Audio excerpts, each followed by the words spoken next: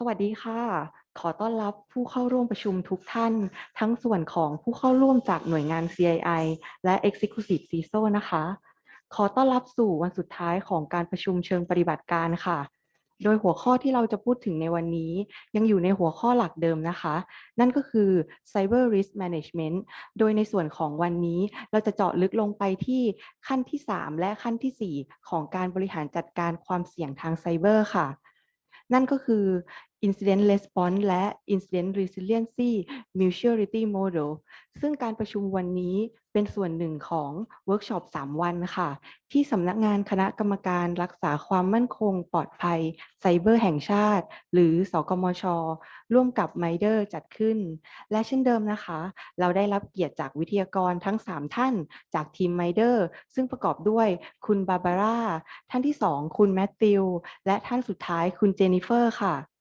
โดยในวันนี้เราก็จะได้รับสาระความรู้จากวิทยากรทั้ง3ท่านนะคะและท้ายนี้ขออนุญาตชี้แจงกำหนดการคร่าวๆดังนี้ค่ะการประชุมในวันนี้เราเริ่มเวลาบ่ายโมงครึ่งถึง4โมงครึ่งนะคะขณะเรียนท่านใดที่มีคำถามสามารถส่งมาได้ที่แชทบ็อกซ์ของ Zoom ได้เหมือนเดิมเลยนะคะรวมถึงหากพบปัญหาขัดข้องก็สามารถแจ้งผ่านทางแชทบ็อกซ์ได้เช่นกันค่ะเราจะมีเจ้าหน้าที่มอนิเตอร์อยู่ค่ะสำหรับเอกสารประกอบการเรียนนั้นเมื่อผ่านการ approve จาก MITRE เราจะเปิดให้สามารถดาวน์โหลดเอกสารได้ที่ลิงก์ของ QR code ที่ปรากฏบนหน้าจอค่ะและเพื่อไม่ให้เป็นการเสียเวลานะคะเราจะเริ่มการเรียนวันสุดท้ายเลยค่ะ Good afternoon everyone for both CII and CISO. Welcome to the last day of the workshop. Yesterday we learned that risk management consists of 4 comprehensive processes. First, frame risk. Second, assess risk. Third, respond to risk one determine. And the last one, monitor risk on an ongoing basis. Then we mainly focus on the second step, risk assessment, which had 8 steps to follow. Thanks MITRE team for a very comprehensive presentation. For today, we will continue on risk management topic and focus especially on incident response and monitoring risk on an ongoing basis, which are the third and the fourth step of risk management.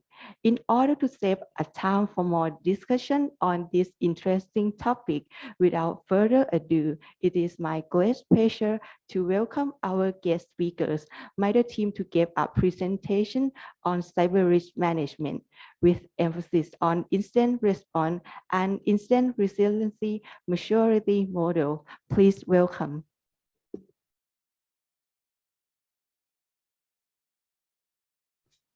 Thank you for your kind introduction, and you always do such a nice summary. So I feel like, oh, someone actually listened to what we said. So that's great. If we want to, just so that the online people know who's in the room, perhaps we can quickly identify ourselves. So do you want to, if you'd like to start and just sort of identify that you're here, please? Hello. Good afternoon, everyone. I'm Group Captain Amon Chumchoi, Deputy Secretary General of NCSA. Okay, nice to join this class again. Thank you.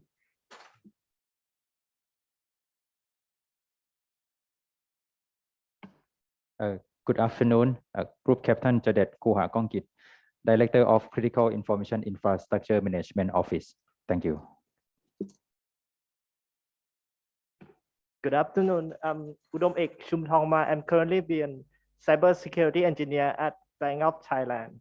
Thank you.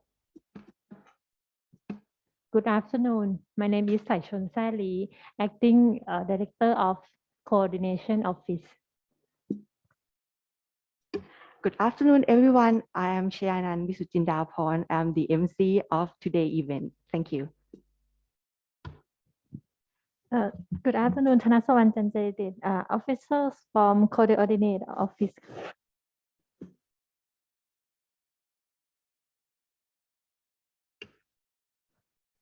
Good afternoon, everyone. My name is Tawini Wongwit, and I'm Third Relation Manager for TB Cert.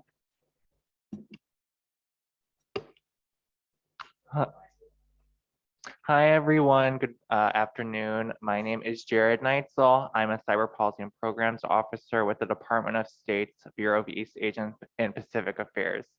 Thank you for having us once again.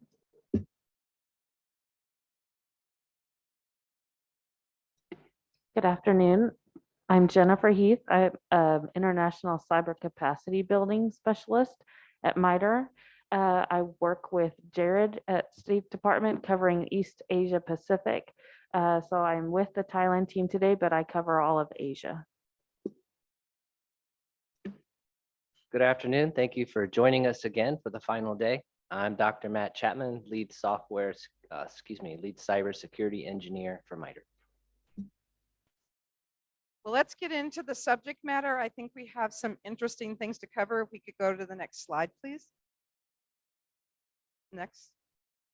We've done the remark or the introduction. So let's talk about today's agenda. We're going to focus on two specific things this afternoon. The first is a framework for addressing unaddressed and residual risk. And the second is a maturity model for incident response and resiliency.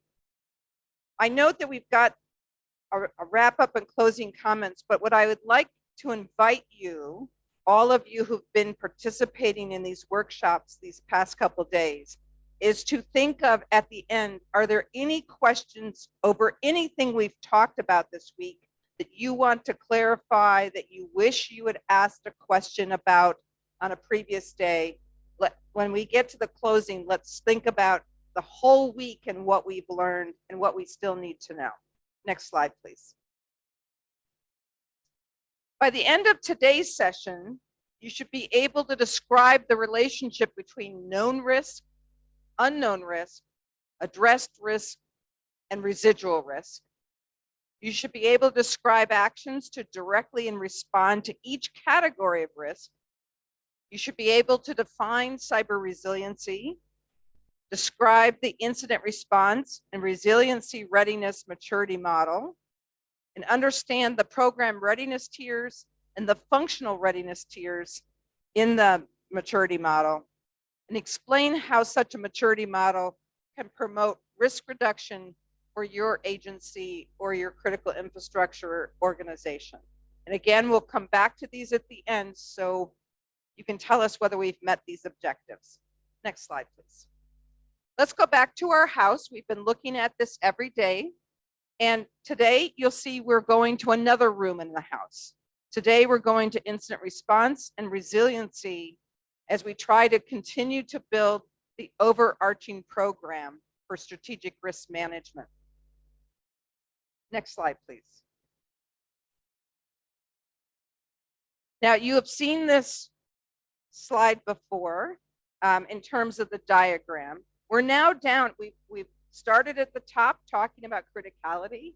We've gone through the assessment process and we're now at the bottom of the diagram, how to deal with these particular risks. Important to understand what unaddressed or residual risk is. People use these terms, but it's not clear often what we mean. So let's talk about the definitions.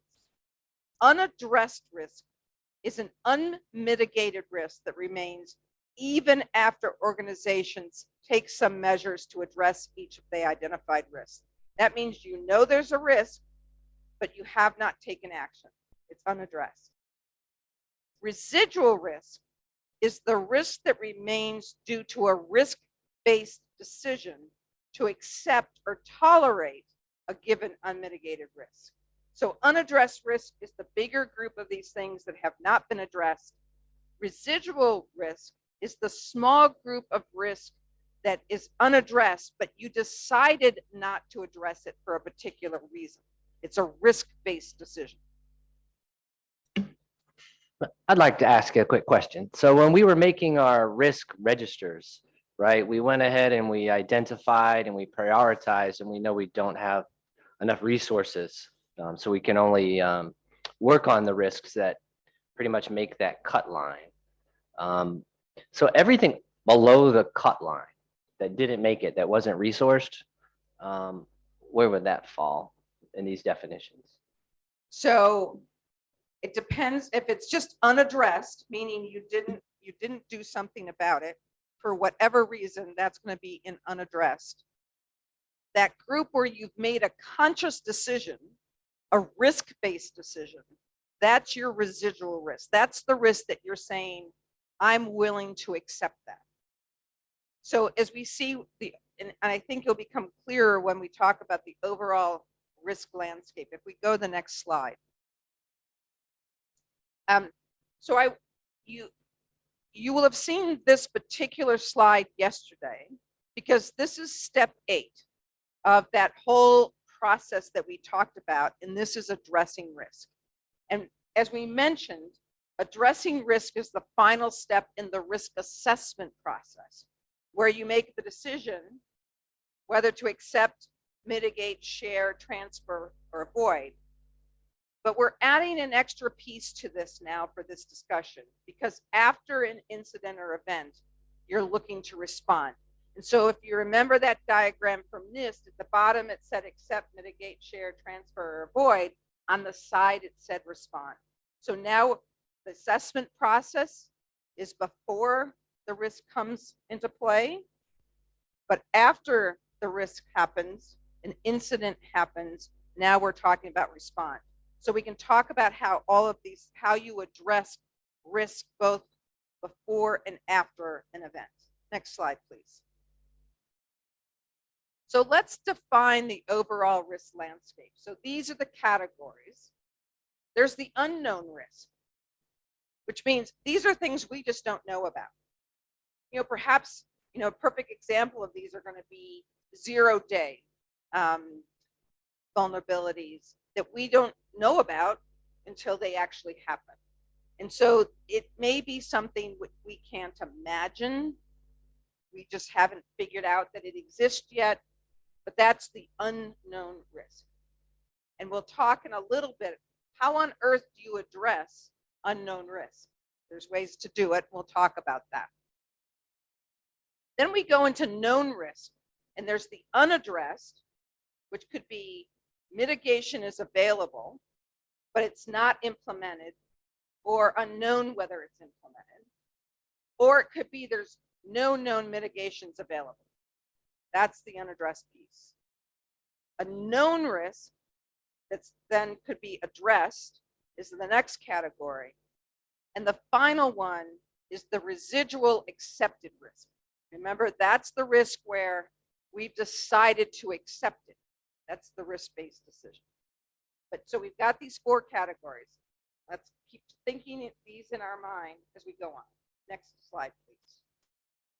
This is a graphic way of looking at it. You start from the unknown risk, and then you learn about them, and they could go to the side where they're unaddressed, or you address them, or you decide to accept them.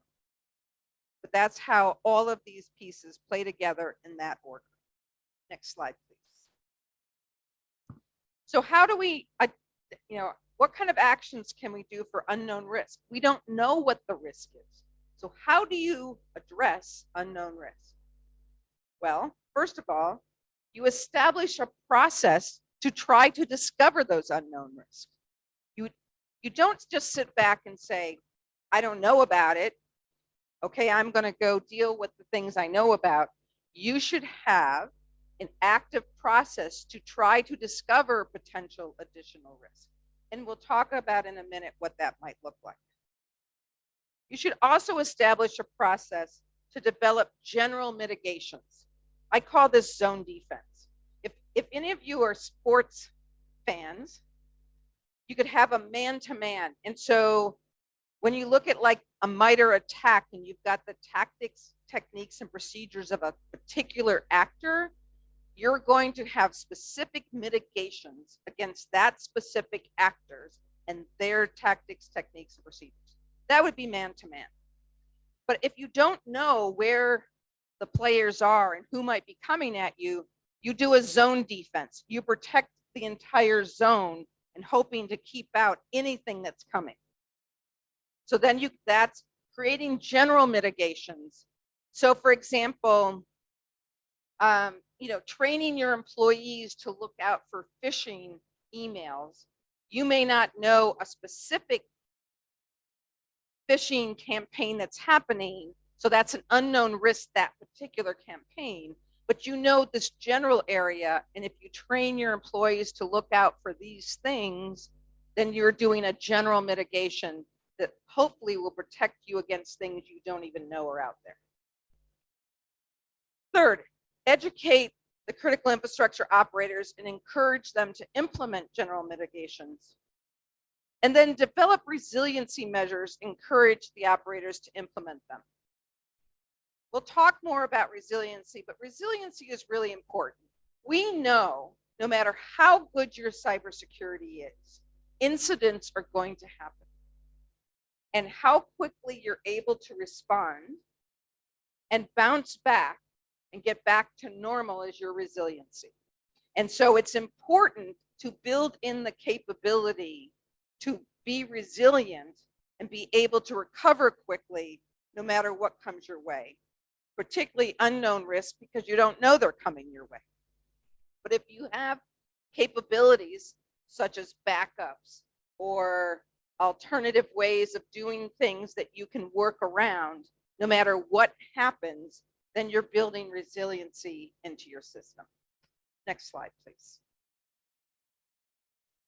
So here I've put this in a graphic form because you've got this group of unknown risks. It's the status. We've talked about those 4 things you can do. We then have a column of who should be responsible in Thailand for working on those particular items. And then we have a list of tools that you can use to help each of those steps. So for example, establishing a process to identify unknown risk, both the threats and vulnerabilities. There are different tools, looking at CVE, looking at attack, looking at red teaming, looking at information sharing. Those are strategies you can use to try to find out risks that you don't currently know about. So you want to be proactive in searching out what risks there might be there. And then we have the same kind of thing. So for the general mitigations, we talked earlier about the CIS Top 20, having cybersecurity framework profiles, standards, those kinds of things are the general mitigations you can do to protect. I won't go through each of these, but this is intended to sort of look at that all together and say, okay, who is responsible and what tools do you have to address it? Addressing the unknown risks is pretty interesting, right? And it really lives in the realm of the cybersecurity engineers. So I know we've got a lot of those online. For example, that we had a scenario yesterday with a new alert, right? There were some vulnerabilities on some programmable logic controllers and things. And one of the key ones up there, I'm sure the cybersecurity engineers know, is this zone defense and really the segmentation of zones. We know the ISA 95 levels, level 0 through 5, where I have my field devices, whether it's a motor or something at a very low level that's connected to some programmable logic controller. Those levels, as much as we can segment them, give us incredible protection against unknown risks. So if we have literal segmentation where those zones are isolated so that our business networks aren't connected to those OT devices, then when these new 0 days come up, we're concerned, but not as concerned because we have segmented them. So even if there is access between the zones, it's very difficult if not. And we have some sensors in there. Are there some protocols at that level 0, level 1 that shouldn't be there? I shouldn't have perhaps TCP IP traffic on the same network that's controlling my motor or my compressor.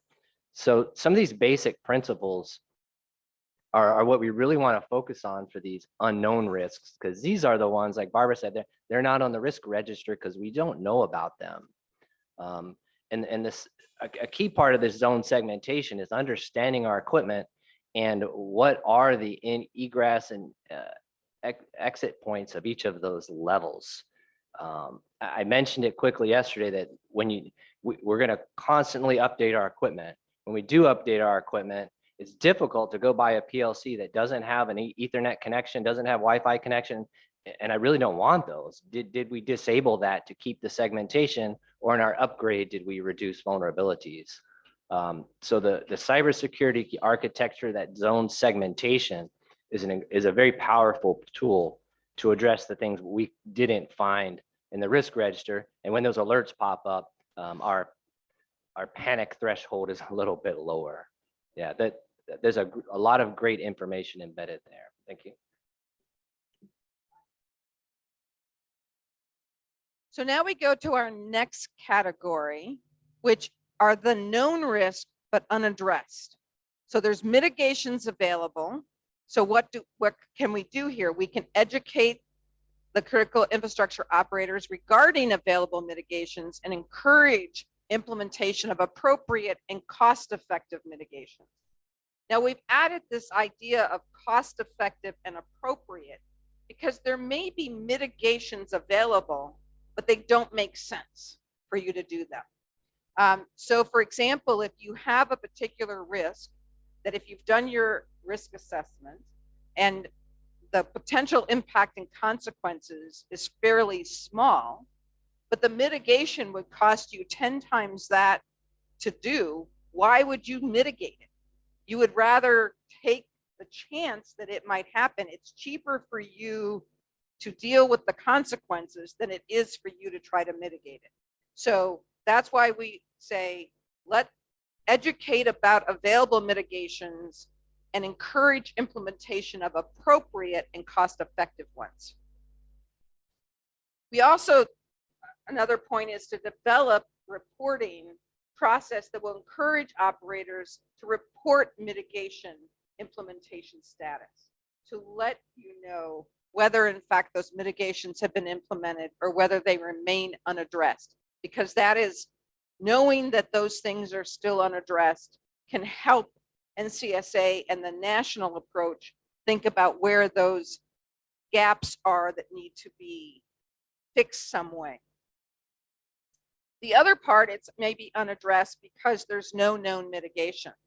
So you want to establish a process to develop new mitigations. You want to educate the operators regarding risk, encourage implementation of the general mitigations, and develop resiliency measures, encourage operators to implement them. Next slide, please. So again, we've put this in a chart form, exactly the same kind of thing. Where's the status?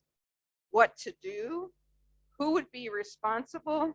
And a list of tools that can help do each of those activities once again. And so this is to help think about, okay, if I want to do this particular action, who should be responsible and what tools do they have at their hand to be able to do this? Next slide, please. Now we have response to addressed and or accepted risks.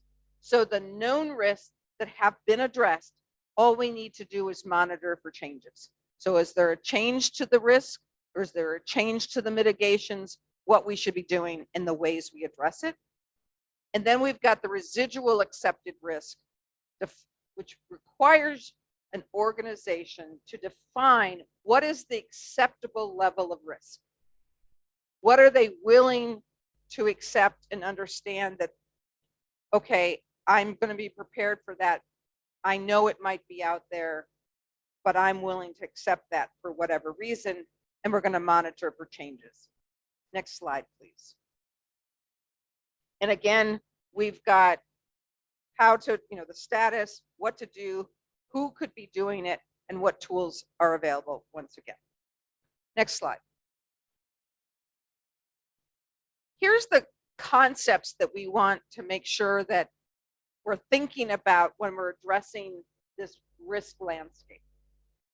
Remember that residual risk is part of the overall risk management process. It's not wholly separate. It's part of making a risk-based decision. It's prioritized and managed in the same way as other risks are. Because you've made a risk-based decision, It's considered in the context of the missions. What impact will accepting that risk have on your missions? And importantly, residual risk, even though in English the word residual sort of means leftover, it is a term of art in cybersecurity. It does not mean all the leftover risks. And so that's confusing. I think that if you normally think about residual risk, you're thinking, oh, that's what's left over. That's not what it means in cybersecurity. It is those that are acceptable to remain, not just the leftovers.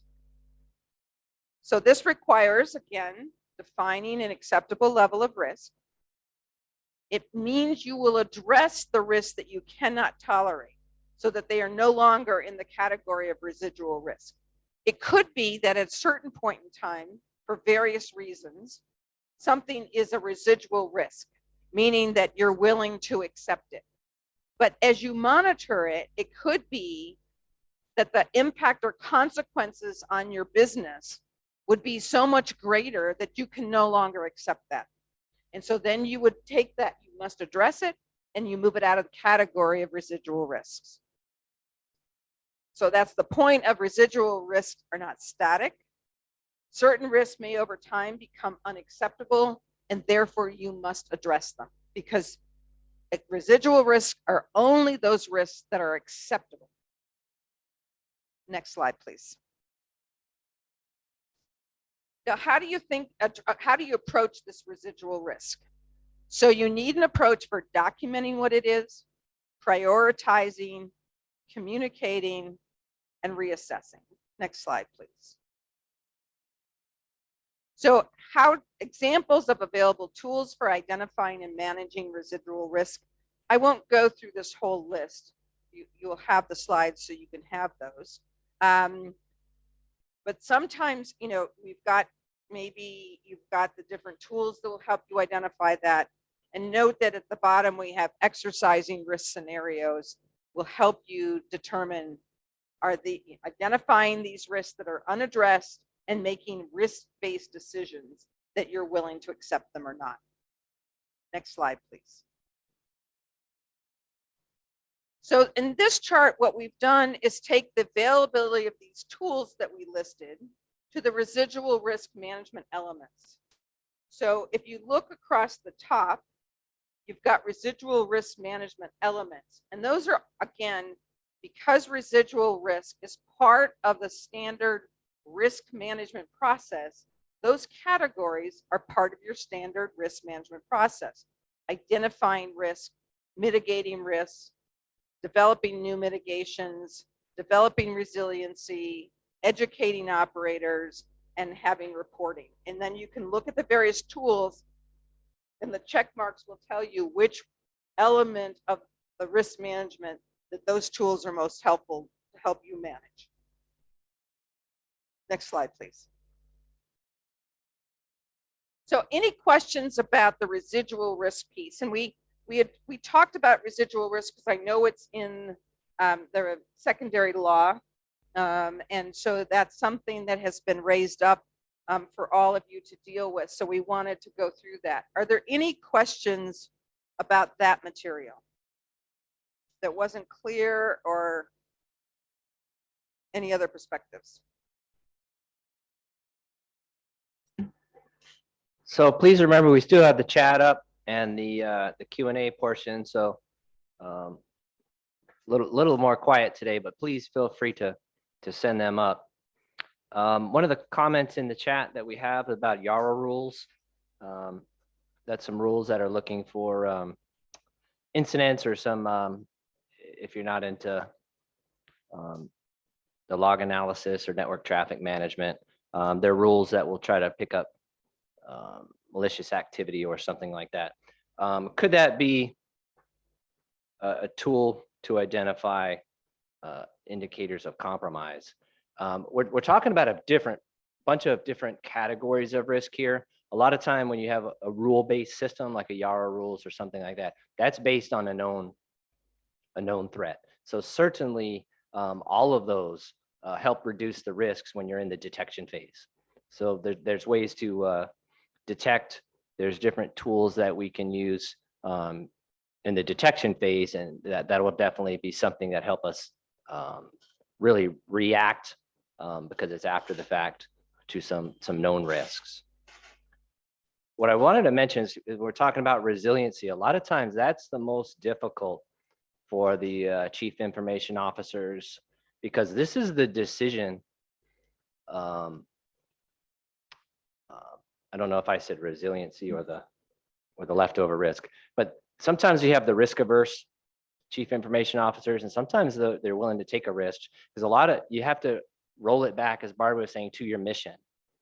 So I was trying to think of a couple of good examples, and I'll just use like location of ships, right? If you have some kind of system set up to locate, a cruise ship or a vessel, that's very useful, right? If you need emergency response or something like that. So locationing services on ships is really important. On the other side, you're also giving away exact location of the ships, which for pirating or something could be a concern. So a lot of these decisions are not very simple. Are we willing to assume some risk for the safety purposes? So it all balances on the mission. So the residual risk is really a determination based on your mission, and it has a lot of personal influence on how risk averse the leadership is. There's a few examples of that, and I've worked with some chief information officers that are very risk averse, but some that are willing to take the risk to get it to work. Or if there's a natural disaster and we're trying to set up communications channels, say between the United States and Thailand, it needs to get set up quickly. Maybe there's some emergency response, FEMA trying to bring in some relief equipment. That might be a time to assume some risk and try to mitigate it through the architectures and things that we talked about. So these are very difficult decisions. Well, and I think that your example raises some interesting ways that you can make a risk-based decision. So in your ship example, you're saying, okay, there may be some risk I'm letting pirates or bad people know exactly where my ship is. Well, it may not be that important in the sense that there's other ways they could know that anyway. I mean, they could be, flying planes over, they could be using, have their ships out on the sea. So am I giving away that much information? Or do I have mitigations in place? So I have radar and other things that will let me know that pirates are in the area. So I know that I can protect against pirates if that information got out. So I've got the mitigations that I know that they're there. Or do I have resiliency? If I have built-in resiliency, again, it might be that risk is acceptable because I know that I've mitigated it in ways that make it so it's not that bad, or that I'm going to be resilient, and so it's not worth, I'm making a risk-based decision that the cost of addressing it would be greater than having to deal with it. So again, it's looking at that overall picture. Let's move on to the incident response and resiliency maturity model. Now, previously, we talked about the risk assessment process. That was yesterday that we focused on, and that was identifying risks and determining how to address them. That is before the cyber event. Now we're looking, the bad thing has happened. The cyber event has happened. So now we're looking at incident response and resiliency. And we want to minimize the impact or consequences and maximize the speed of our recovery. So we're now moved on to post-incident when we start talking about incident response and resiliency. Next slide, please. It's important to remember that there's different levels of cyber activity. We start at the event level. Events are happening all the time, and there is no way that we can respond to every single event. And so then we go from events, we get to events of interest. When we get to an incident, that is where we're talking about a level of cyber activity that we need to respond to. So it's important, again, this is sort of a way of triaging, but you're talking about at what level of activity do I have to respond and address this. Next slide, please. So it's important to understand the cyber resiliency definition. What does that mean? We've got the citation on the left, but the point is the ability to anticipate, withstand, recover from, and adapt to adverse conditions, stresses, attacks, or compromises on systems that use or enabled by cyber resources. That's the official definition. You want to focus on mission rather than security or cyber defense. It's intended to enable the mission, bounce back from an adversity to get your mission back on track. So cybersecurity is necessary, but it's not sufficient to achieving your mission objectives because bad things will happen. So you need to detect the adverse events and incidents, and then you want to build your resiliency, your ability to bounce back. Next, please. We've been talking about frameworks for the past couple days, and so it's important to understand there's a number of different frameworks that can support your resiliency efforts. And again, I don't need to go through each one of these, but these different ones, these different frameworks are tools that you can use to build your cyber resiliency. So you're not out there starting from scratch. You have tools available that help you build that up. Next slide, please.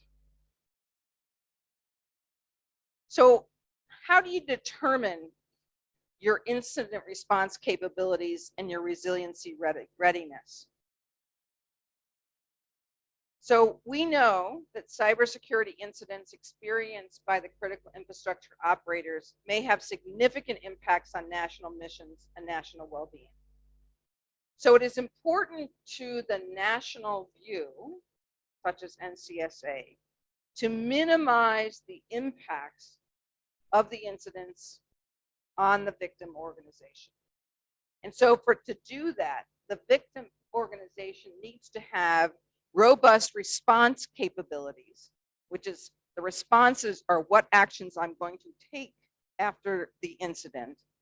And the resiliency plan is how am I going to recover from such incidents. And it's important to remember when Matt talked about with the severity scheme, that we're talking about how severe the incident is. It's important to understand that if you have effective incident response, you can manage how severe that incident is. So an organization that does not have a good incident response capability hit by an incident of type A may in fact suffer major consequences and have to do much more to recover than an organization that has a strong incident response capability, because they can minimize the consequences and the need for having strong resiliency. Let's think of some examples of that. You know, Matt, you talked the other day about an example where the alert came out on the East Coast, and then you had ability on the over in Hawaii to be able to respond. That same kind of thing. So if part of your organization sees that there's been a phishing email and someone clicked on it, that if you immediately have a process that shuts down the capability of that, whatever was the payload in that phishing email, so it can not spread to the rest of your organization, you're containing that incident. And you're making that the consequences can be significantly smaller because it's contained. But if you don't react for hours during that time, that incident could start affecting more and more of your systems across the entire organization. So having an effective, rapid incident response program can in fact make that, put you on a different level on that incident severity scheme, even though you'd initially think, oh, this could be really bad. You can prevent it from being really bad if you have a good incident response program. Now, some organizations may have a minimal capability in place, while others may have more mature and robust capabilities. So how do you determine which organizations are in each of these categories? Because we can see, I mean, just from the very simple diagram, you're going to have some that have very little capability. You're going to have some are very capable. How do you decide where the individual organizations are on that trajectory? Next slide, please. So the incident response and resiliency readiness, that's a mouthful. The IRRR model, maturity model, is a resource to help organizations identify their respective level of resilience and readiness for identifying and responding to cybersecurity incidents that impact their most important missions. Now, so organizations, so we'll share with you in a minute this matrix, but the organizations can use this matrix to determine what level they're currently at and what activities they need to do to advance to the desired level of readiness. And there's two sort of aspects to this. There's the program management activities. These are the program tiers. These are your overall program. How advanced is it? And which tier is it at?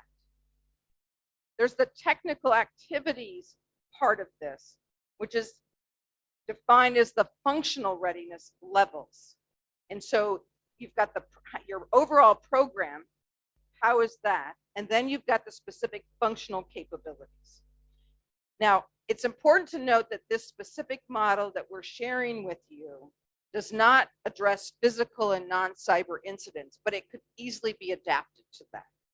And particularly because of the increasing intersection of cyber and physical attacks, you may want to create a matrix that does that so you can adapt it. Next slide, please.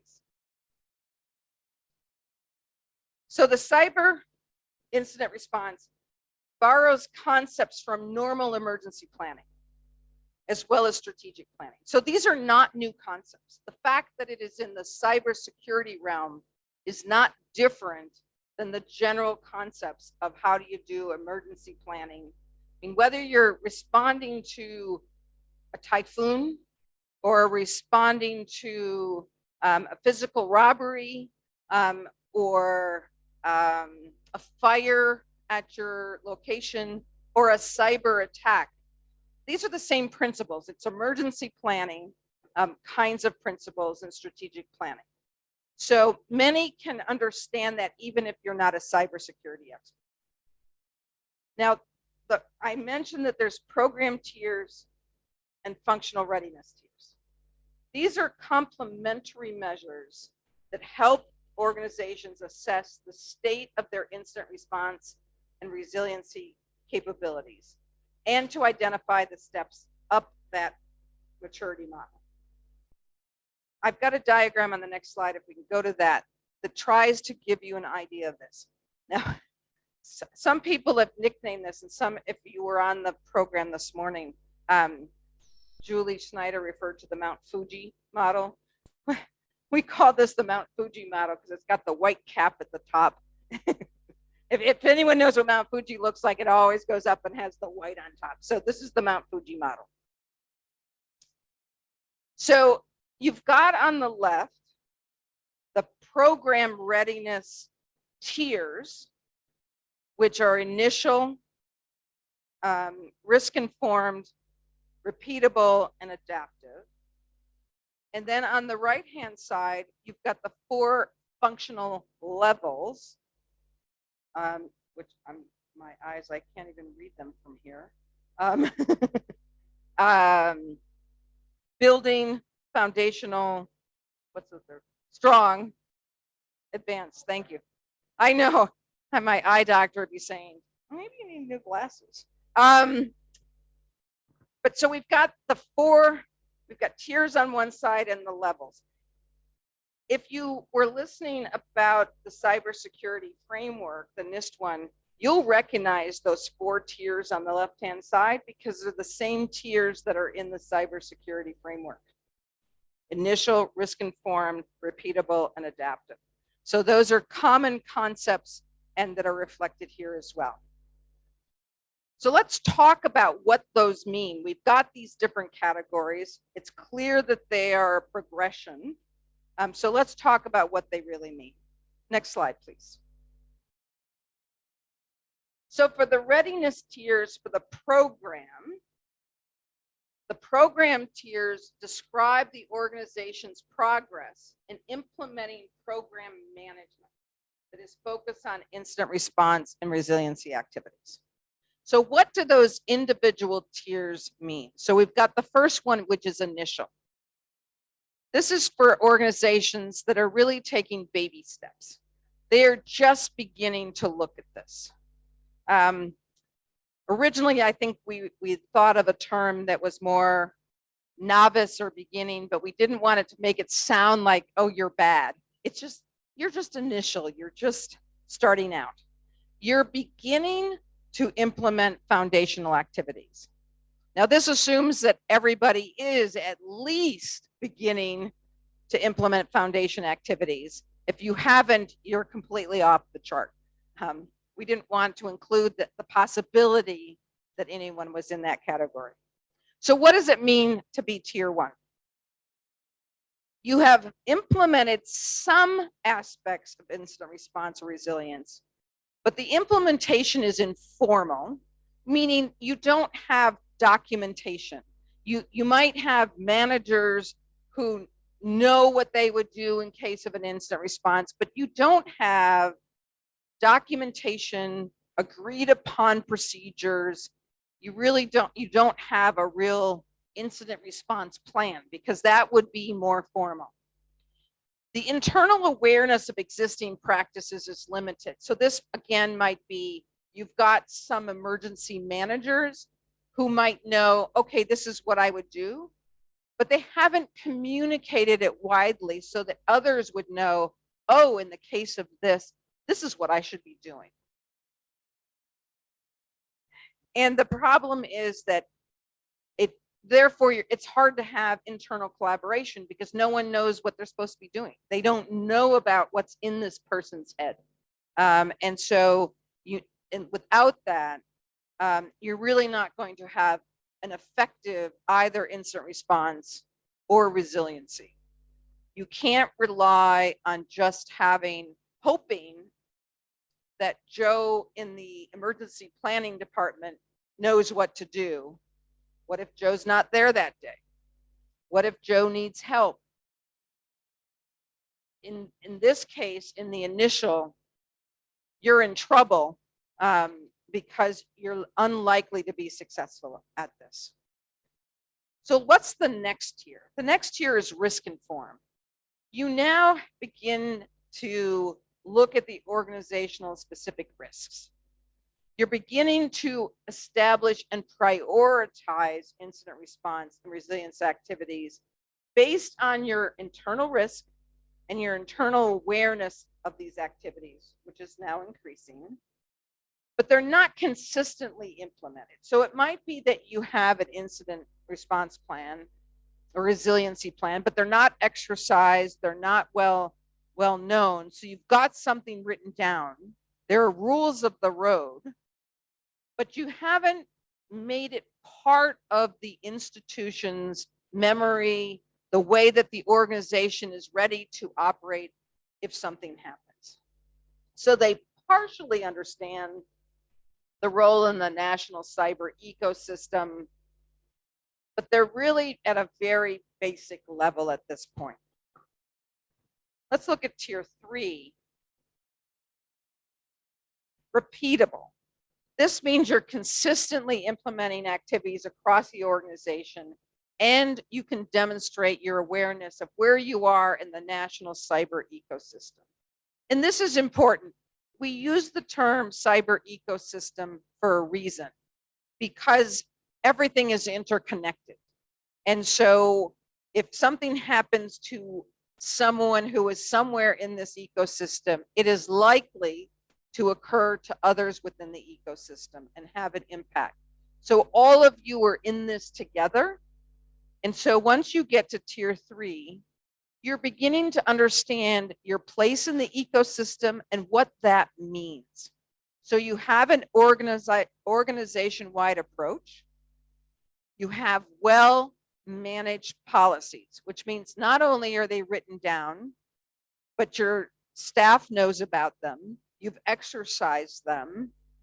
You understand what will happen in particular cases. You're understanding the ecosystem-wide risks that affect you and will affect others. And you're using information from interactions with others in the system to inform your risk management decisions. We've talked earlier this week about information sharing. Once you get to the repeatable level, it means that you're participating in that information sharing. You're getting information from your peers, either through any of the mechanisms we talked about, whether it's a platform that's operated by NCSA, or whether it's ISACs and ISOWs, whether it's specific sector organizations, but you're beginning to be part of this community as opposed to being insular and just looking inside yourself.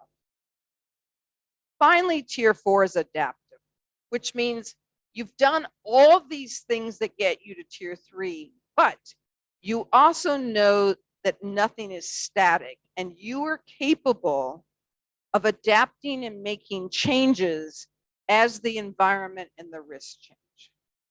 And you are an active participant in the national cyber ecosystem. So this is the top tier of organizations. Probably many organizations will never get quite to this level. Repeatable is pretty good. Being adaptive means you are very capable. You are participating in the ecosystem. You're agile. It means you're monitoring. Remember that whole piece of how you need to continually monitor risks that we talked about from that NIST diagram? The monitor was on the side as you're doing the assessments, that it's never done. So tier 3 might be, okay, you've gotten this far up the mountain. I'm going to rest on my laurels. Tier 4 is saying, you know what? I know that if I don't keep moving, it's like being on, you know, one of those stair-stepping machines. And if you stop talking, you're just going to slide back down to the bottom. I mean, if you stop walking, you're going to slide back down to the bottom. This is the organization that gets to tier 4, continues to climb and keep moving at a rate that's going to move it forward. And so that is really the top tier to be at. Not everyone, I mean, again, as Julie talked this morning when we were talking about the NIST cybersecurity framework, not everyone needs to be at the top level. That requires resources. It requires commitment. It requires a risk-based decision that it is worth for your organization to get there. Yeah, I wanted to comment on the adaptive tier 4 and maybe see if you agree with my thoughts and experiences on that one. I think this one takes a lot of resources, right? Because when we talk about the national cyber ecosystem, I would even say international global situational awareness included there. So the kind of team and resources it would take, I think, to get to this adaptive level. Some of the things I think about is monitoring the international global cyber conflicts. What's going on internationally? At the same time that you're having that big global situational awareness, what's going on with current vulnerabilities that come out every day? simultaneously, maybe a team that's looking at emerging technologies. Those are consistently coming out. And then all of the proactive teams, whether it's hunt teams, red teams, or things like that. So I guess my question to Barbara is it feasible really to get to this adaptive level without some significant resourcing? No. That's what I was thinking. No, but the important part is, and it may be that, you know, you get to tier 3.5, that you're able to adapt somewhat, but being really nimble. I mean, going back to the sports analogies, you've got, and this is probably a bad analogy, a story for Thailand, but I'll do it anyway, because there's a famous quote. So in hockey, there was once asked a very famous hockey player how he was so effective at constantly being where the puck was on the ice. And he said, he doesn't skate towards the puck. He skates to where the puck is going to be. And so it is understanding that if you're constantly chasing where something is now, it's going to continue moving. And by the time you get there, it is no longer going to be there. So you need to anticipate where it's going to be and move to there so that you're meeting it where it's going to be and not constantly chasing something you're never going to catch. And let's pull this all the way back to day one, when we're talking about stakeholder management. I think someone needs to be at tier 4, but everyone can't be. I don't think everyone needs to be, but if your group of stakeholders and that communication and that team is available, someone will have to have those resources to keep situational awareness on global cyber conflict. Someone's going to have situational awareness on emerging technologies, on current vulnerabilities, things like, but not everybody.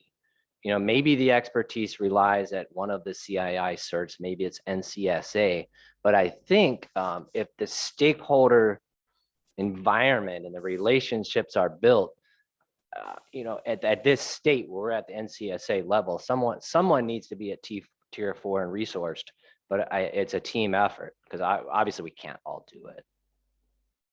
I mean, that's absolutely true. And again, you want to be making risk-based decisions. You don't want to just say, oh, I want to be tier 4 because that's the best. It may not be the best for your organization. So understanding that is important. If we go to the next slide, we're going to talk a little bit more about how you decide where you are in each tier. So there's categories for determining which tier you are currently at. So each of the tiers considers incident response and resiliency activities from the following organizational dimensions, and there's 3 of them. One is the incident response and resiliency management process, which characterizes the level of management involvement. And we've talked about that earlier this week, that often, particularly in cyber, you've got the technical people who understand what's going on, but you need management to provide direction and leadership, and they may not understand cybersecurity. So if you're measuring which tier you're on, the more that management understands this and is involved will mean that you're moving towards a higher tier. It's how much your policy has been formalized and the link between incident response, resiliency policy, and organizational objectives. And I want to really emphasize this whole piece of the link between incident response and resiliency, because in fact, as soon as an incident happens, not only do you want to be responding, you want to start your resiliency process at the point you know an incident has happened.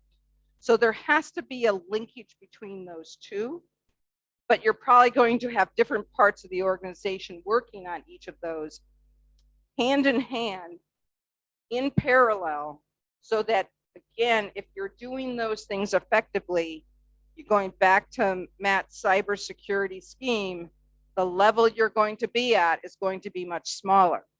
So if you go back to the example in the cybersecurity law, you've got that crisis level, which means it's going to have this wide impact. If you've got good incident response and resiliency, can you avoid getting even to that crisis level? And the answer is yes, you can. But that requires having a strong management process for it. Organizational integration. This talks about the degree to which incident response and resiliency is embedded in the policy, the culture, and the risk management decisions. So the first one is about having the processes. The next one is, how is that integrated across your organization? Is that just in your technical department, or is it the entire organization? And it's important, again, as we've talked this week, cybersecurity is just one set of risks, but you should have a risk function that is going to look at all the risks of a company, and cybersecurity should be integrated into that. It should not just be your technical people who are looking and caring about cybersecurity, and your emergency planning people are thinking about the other ones. It is all together, and it's particularly true because of the increasing integration between cyber and physical threats. And with the Internet of Things, that's becoming even more and more integrated. So you cannot have these being separate, isolated pieces of your organization. And the third one is participation in the national cyber ecosystem. This expresses the organization's level of interaction internally, as well as with the external organizations that are part of the system. These are the categories, but what does that mean in terms of actual actions? Next slide, please.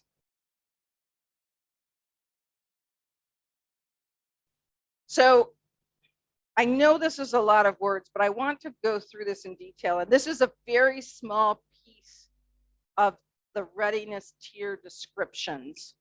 And we're still editing the actual complete matrix, but we'll make sure that we give it to Group Captain Jadette that he can share the whole model with you. But we wanted to take one example. And the important thing is when you're trying to determine your readiness tiers, that requires a self-assessment. You need to use the criteria in the model to determine where you're at. And you need to be honest with yourself. I mean, it does no good to come to this and then go to your managers and say, we're the top tier, we're adaptive, when in fact you're not, because then that means you are not doing the things to move up those particular tiers. You need to be honest about where you're at, and you need to be thinking and having agreement of where you want to get to. So I mentioned in the last slide, there's 3 different criteria. This one is the management process. So we've taken the one line of this and then looked at the particular descriptions within each tier. And there is no way I can read those words. But if maybe Matt, you can help me put those glasses on and help us, and help us go through these tiers and give a description so we can see what the real differences are between each one of these. Okay, I'm even going to blow mine up here. Let's close out the chat box for a minute. Let me make sure I'm on the right slide too. Okay. So tier 1, initial, we have organizational incident response and resiliency activities aren't formalized, but a recognition of national cyber related tasks and incident response is more ad hoc or reactive. So this is the reactive level. It happened. Now we need to figure out what to do, which is, of course, the starting point. Tier 2, is this what they wanted me to do? Make sure I'm reading which one. Okay. Tier 2, risk informed. So now we have some information. We've perhaps done some kind of risk analysis. So incident response and resiliency activities are approved by the management. So we have a couple of levels of control, but may not be established as organizational wide policy. Prioritization of incident response and resiliency activities is directly informed by the related risk objectives, threat environment, business, or mission requirements. So this is informed risk. Now we get to the tier of it's repeatable. We can execute it in a similar fashion every time. So the incident response plan and the resiliency activities are formally approved and expressed as policy. That could be national policy or sector-specific policy. Organizational incident response and resiliency activities are updated on a regular schedule, and the application-related risk management processes, there is a change management process, which will include thoughts about the changing threat and the changing technology landscape. And I think we've kind of talked throughout this discussion that that's a pretty significant step to be at. Now we'll go to the goal here, adaptive. And there's been some chat. If you go into the Q&As, we're having a side discussion on adaptive too. So we're a little technical discussion going on there.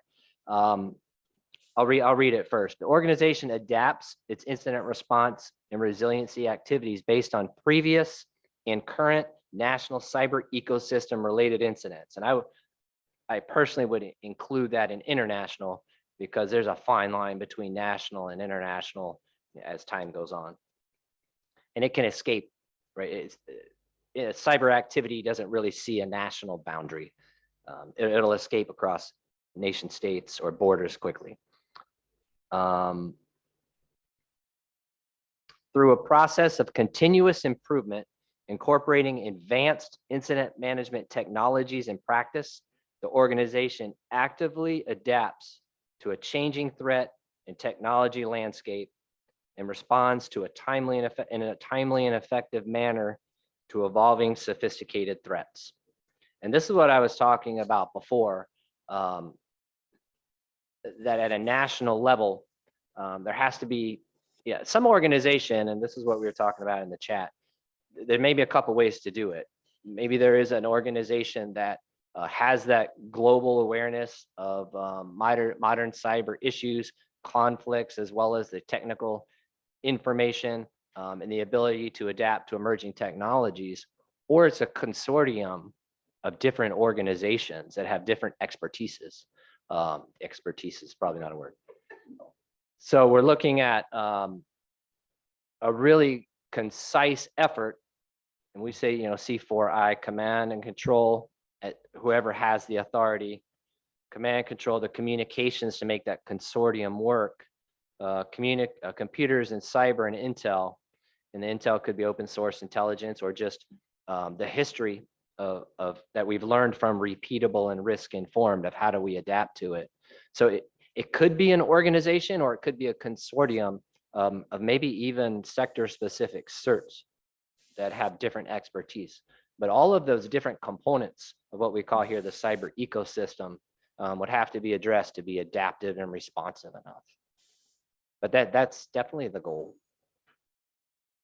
Now, this is just the example of that first of the three dimensions. We've got the other two dimensions. I'm not going to walk through those today. You'll get a copy of the matrix that has all of those. I think you might notice a couple things. One is that if you're looking at the criteria for the different tiers, they are not specific checklists. It is not sitting there and saying, you have done exactly X, exactly Y. Okay, I can say I'm here. It's not as simple as that because again, it really is organization specific and it's much more, the word I can think of, which may not translate well into Thai, is gestalt. It's sort of the environment. It's sort of the aura, as opposed to a very specific set of checklist kind of thing. So when we use the term criteria here, it is a description criteria, not a checklist criteria. But it's trying to understand, okay, how does my organization operate? How do we think? And what does it mean in terms of where we are on these particular tiers? And again, that does not mean that you need to get to adaptive. It might be that on the different criteria, you might be at different levels. And so the third criteria being part of that national ecosystem, it might be that you're not at the same level as you are in terms of the management processes. So it might be that you've got great processes in place and that you're communicating those well. And so in terms of the process piece, you might be at repeatable, but it might be in terms of whether you're in the national ecosystem, whether in fact you're really at the initial level. And so then the question is, which tier do you need to be for each of these particular criteria? And again, that is an organization specific decision, but a national organization like NCSA may decide that it wishes that at least at a minimum, that the critical infrastructure operators are at least at the risk-informed basis. And so understanding where your operators are in particular sectors can help NCSA determine, okay, are there gaps? And if we want to ensure that everybody is at least at the risk-informed level, what do you need to do to bring people up? You're not going to be as worried about getting people from repeatable to adaptive, because repeatable is really darn good. But you may decide that you know, a rising tide rises all boats. It might be that you want to work to get all the boats up to at least the risk-informed basis. Over the three criteria, the three dimensions that we're talking about. Does anyone have any questions about this? And again, I don't want to go through all the details of each of the dimensions and the tiers, the details of it, but I wanted to give you an example of this so you can understand how this process works. And it's not a checklist process. It really requires an organization to understand how is an organization generally operating and thinking as an organization.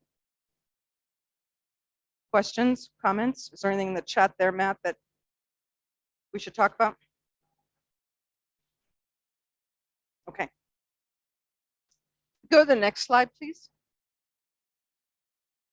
Now, that was the left-hand side of Mount Fuji. That was the program readiness. Now we're moving to the right-hand side of that diagram, the functional readiness. Now this has a different areas. In this one, we have 6 areas. So we've got preparation, detection, analysis and triage, leadership reporting and communications, containment and neutralization, and recovery. One key concept we want to say here is, while there's a logical progression between these areas, the organizations do not need to address them sequentially. And so again, so it may be that, for example, you find that there are things in the leadership reporting and communications that requires updates. You're doing that, you're moving up on that one. And it doesn't mean that you've got to go from level 1 to 2 and then the 3 to 4. You might go do what's necessary to go from level 1 to 4 in that one. And it may not be that you're doing that for all of these functional areas. So again, you have to decide as an organization which of these are the ones you're going to focus on and what you're going to do. Next one, please.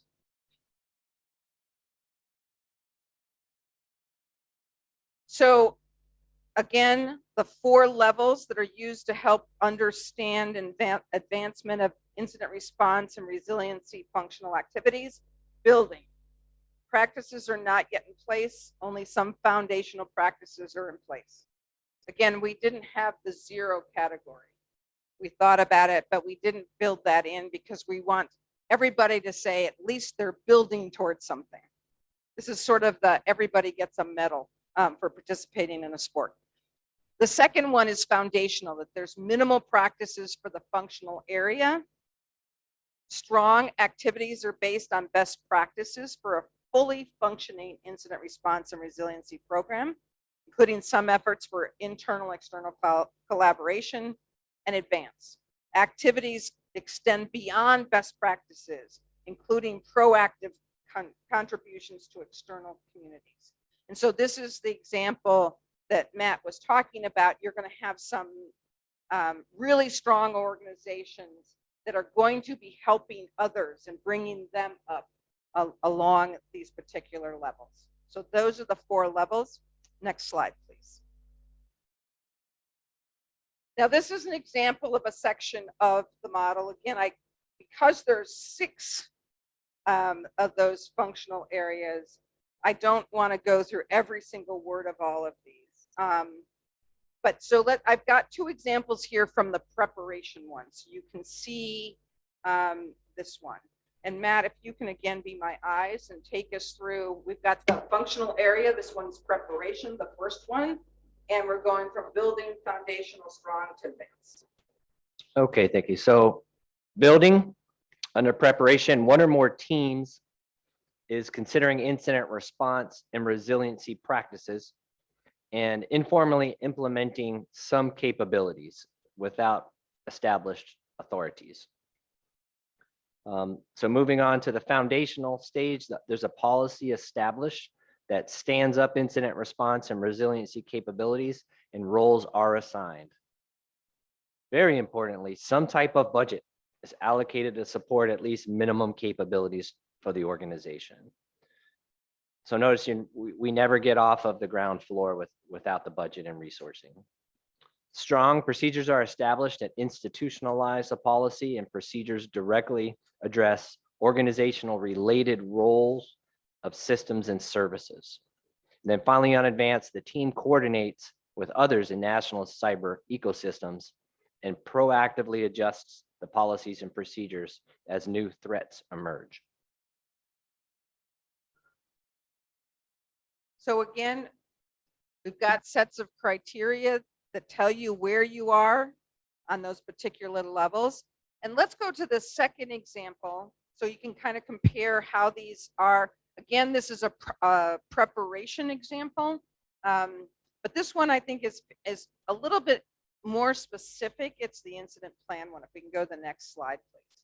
So this one is about developing an incident response and resiliency plan. I know that this is of key importance to NCSA at this point, so I wanted to pull this one up to really discuss it. But again, if Matt, you can be my eyes and we can talk about how you get from building to advanced on the incident response plan. Okay, so at the beginning stage, incident response and resiliency activities are carried out informally and do not cover all the activities needed to support a successful plan. So moving on to the foundational, I'll hit a few pieces here. The plan's documented, and inside that plan, we have goals and objectives, some definitions, descriptions of the capabilities. Importantly, some of the triggers. So when do we activate the incident response procedures? You know, at the lower level, this may be establishing some of those playbooks for the incident response team. Expected integration with other functions of the organization, and instructions of when do I activate this plan. So it's really not that large of a leap to get to the foundational stage, but those policies have to be written after the goals and objectives are set. So what makes a strong program? The response plan is reviewed annually. The plan has been tested at least once. We talked a little bit about testing. There was some great comments in the chat yesterday too that, well, why don't I just test it during a live event? There's nothing as valuable as when an event happens, you got to test whether you wanted it or not. So documenting that and going back, doing the action after action report is priceless. But there are some activities you don't want to wait till they happen. So validating and testing is a combination of keeping very good records and talking about events afterwards, documenting it, updating the plans, because every time you have an incident, you're going to learn something new. Oh, it took us a while, but we figured out we had to block these domains, or we figured out we had to pause this connection or something like that. So the next time you'll know it. It'll be in that playbook. It'll be in the response plan. But for a major event, you can't wait until it happens. So the things I would recommend testing in a tabletop exercise are things that are unacceptable to happen. It's a high risk or failure to mission type events, because you can't wait till those happen to test that. Go to advance. Incident response and resiliency plan, well documented, tested, updated as TTPs of threat actors change. So that has to do with that group of folks that's keeping a pulse on the modern cyber conflicts and the current cyber activity, the ATPs and the adjustment of their tactics, tools, and procedures. The organization collaborates with others in the national or international cyber ecosystem to help mature plans.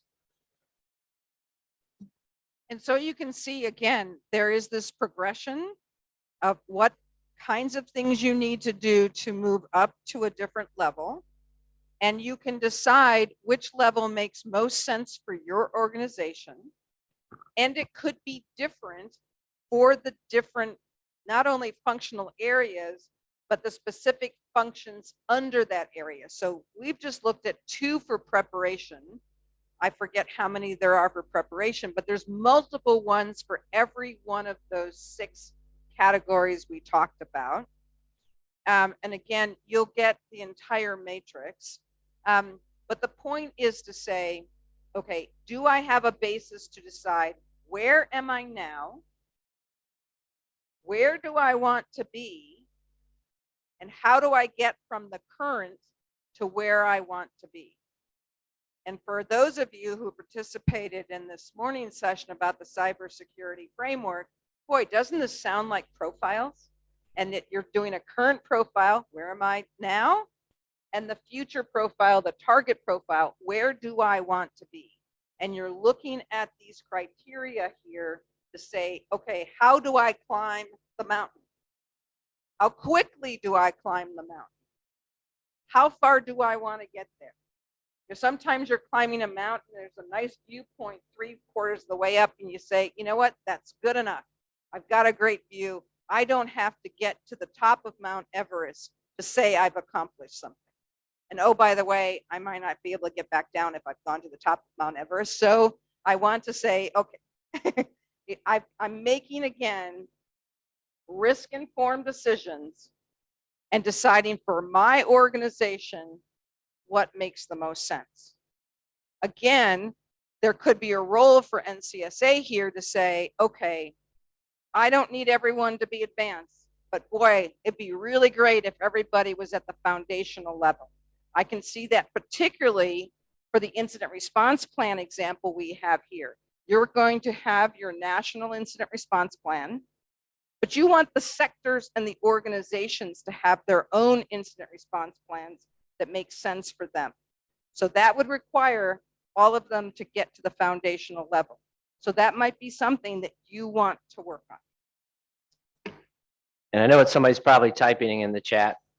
There's no way I can get to the advanced level here, right? Because we're looking at updated TTPs of threat actor changes. You know, maybe I don't have access to that kind of information, but you don't have to, right? When we talk about the national cyber ecosystem, there will be some organization, you know, maybe it's NCSA that has that kind of information. I mean, they'll just pass me the alerts. They are that arm of the national cyber ecosystem that's my component of the advanced, because you know my particular sector, we don't have that kind of information, but I am in the ecosystem to get it. So the stakeholders, the communications, working with the other organizations is really the only way to get to this advanced level, because a single organization that would have all of these capabilities would have significant resources. Yeah, but you don't need it. You just need to have access to that stakeholder that's your partner in the ecosystem to take care of some of these tasks. And that point is particularly important because we're not talking about, okay, being advanced solely on this one element of one functional area. You've got 6 functional areas, multiple elements of those. You add those all up, and it is going to be the rare climber that can get to the top of the mountain on every one of these functional areas.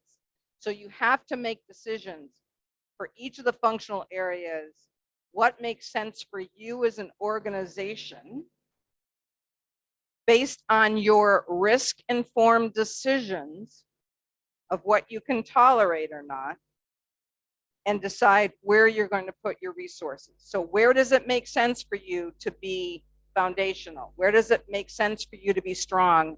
And is there any particular area where you need to be advanced? So for example, if you operate nuclear reactors, there may be some places where you better be advanced because the potential consequences are so high if something goes wrong. So you need to not only have a good incident response capability, you need resiliency, and you need to do those in tandem. Whereas someone, again, going back to my cupcake store, might have a completely different need, and it's not worth them getting to being advanced. Sure. As you said, NCSA should have the role to define which mission area should CII organization have, especially in terms of incident response and resiliency. But I'm thinking that we should facilitate or support CII organization to have better resiliency. But how should NCSA promote or facilitate them? Should we have some kind of documentation like you show us on NIST special publication 800 160, something like that? Or what we should do to support them to make it better for them to do the resilient program? Well, I think it's important. Again, you can't help them do everything. So you will have to decide which of these functional areas are most important to your view of the national cybersecurity ecosystem and having it operate. So look to the things that might have a bigger impact on the whole ecosystem versus individual organizations and focus on those. But let's take the example of the incident response and resiliency plan. You could, for example, conduct seminars and come up with templates for a plan and say, these are the elements your plan must have. And not say, for example, your plan must tell you to do X in the event of Y, but it must address it. So for example, any incident response plan has to have its mission objectives. It has to have the governance. It has to have roles and responsibility. It has to have the triggers. There are certain elements that any incident response plan must have, and you can provide them with templates that will help them say, okay, I need to do this for my organization. This is what I need to include. And you can provide guidance of what might be best practices. So being a clearinghouse or a place where, whether you have a coordination center where you've got materials that almost a library of best documents on best practices and templates where they can come and say, I need to know, I want to get from building the foundational in this plan.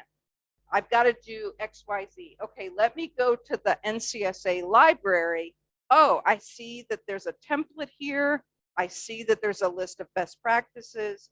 I can use that and help me move up that readiness level. Yeah, thank you for your answer. And I'm thinking about how to help CII organization to do their job, especially about the incident response plan and resiliency. I'm thinking about the program named NCSA Cyber Clinic. We try to help them to develop the program, the cybersecurity program in their own organization. By the secondary law is quite broad. So they usually ask us to help for example, like which template should they use, or which framework should they use, or any kind of resources that they want to use. And I think this is the right way. We try to help them to make it happen. And I agree that we should, more than that, we should define something that help them, like a target, as you said about the mission objective, something like that. In the future, we should do something like this. And thank you so much. And I think, again, it's important. Again, you can't do everything at once. You can't guide them on everything. So I would recommend you go through these different functional areas and determine which ones are most important, you think are the highest priority. I mean, for example, like the CIS top 20, they sort of looked at some of the top ones. I mean, you could come up with the ones that you think are most important, but you should also, let's go back to day one, ask your stakeholders for input. Which ones do they feel they need the most help with? Which are the ones that they are most lost at sea and say, you know what, I don't understand this, please help me. So between your priorities and the stakeholder input giving you priorities, you can start saying, okay, I am going to create a library of these in this particular order so that they can help themselves do the most important things first. Again, you can't wave a magic wand and suddenly have the perfect cybersecurity program, do everything, be advanced at everything, be adaptive at everything all at once. It is a process that will take time. So you want to do triage, you want to say, okay, what do I care about most? And it may be, in fact, that focusing on incident response and resiliency may be more important than helping them with the assessment process. Because it may be that you want to help them limit the damages. So the assessment process is long, it's hard. And yes, planning is better than responding, but you know everybody's going to have to respond at some point in time and be resilient. And we talked about the zone defense and general mitigations, and maybe this may be where you decide, okay, this is where I'm going to start. Because again, you don't have unlimited resources, unlimited personnel. I've watched how much you do yourself. You're the crown jewel, and your organization needs to acquire some more jewels to be able to do this. And you need to figure out what you need jewels to do. Next slide, please.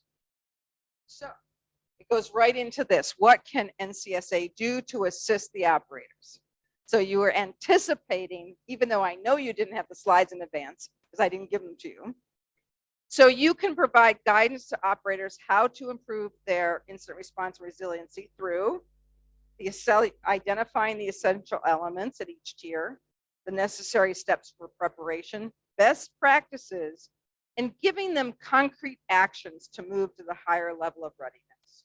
And so remember that some of these they're not checklists, and we're not advocating checklists, but if you can say, if you do this, this will help you, giving them some concrete actions, particularly for organizations that are not as fluent or capable or mature, that can be helpful. Provide overarching guidance to the operators regarding key challenges. Let them know this isn't simple. Here's going to be some of the challenges you need to overcome, and identifying the highest priority concerns. And you want to be gathering appropriate information from the operators and regulatory agencies to come up with some common challenges and common approaches and help them tailor their programs. So that's what you can do to assist the operators. Next slide, please. What can the operators do to assist you? Remember that slide early on about how important it was to be reciprocal? Information needs to go both ways. You need to help each other. You can't have the operators just saying, I'm here, help me, feed me, give me more. They need to help you so you can help them. So the kinds of information they need to help you have is to let you know the status of their incident response plans and whether the plans support the needs that are unique to the organization. You need to understand the gaps. And so if you have decided that you want people to be at the foundational level for a particular category, you need to understand if they're not there so that you can help them move there. You want to understand their analysis and activities, and they should talk to you about the challenges and the barriers that they have. Oops, the bottom part is not part of this and should have been erased. Ignore that bottom part. We will take that out before we give you the slides. But again, the whole point of this is it's reciprocal. It should be working with each other. I think that's the end of the slides on this. Yes. So we've been going for a while. Let's take a 10-minute break.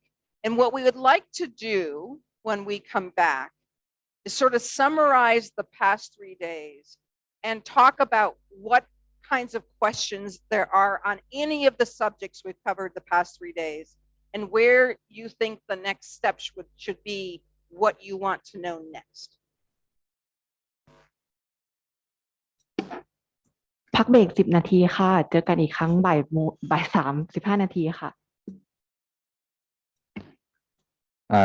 ขอเสริมนิดนึงนะครับก็สำหรับท่านที่อาจจะฟังอยู่แต่ว่าอาจจะยังไม่ได้แสดงความคิดเห็นนะครับจริงๆก็อยากฟังความเห็นของทางหน่วยงานทุกท่านนะครับว่าส่วนนี้เนี่ยทาง NCSA หรือสกมชเนี่ยจะสามารถทำอะไรในประเด็นเรื่องเกี่ยวกับตัว Incident Response Plan หรือว่าถ้าประเด็นวันนี้ที่เราคุยกันนะครับก็จะเป็นเรื่อง Resiliency ด้วยนะครับอยากฟังความเห็นว่าทางหน่วยงานต้องการให้สกมชเนี่ยเข้าไปสนับสนุนอะไรเพิ่มเติมนะครับก็ถ้ามีคำถามถ้ามีข้อเสนอแนะก็สามารถใส่ไปในแชทได้นะครับก็อันนี้เสริมไว้ครับแล้วเดี๋ยวหลังจากช่วงพักเบรกเสร็จเดี๋ยวเรามาพูดคุยกันครับขอบคุณครับ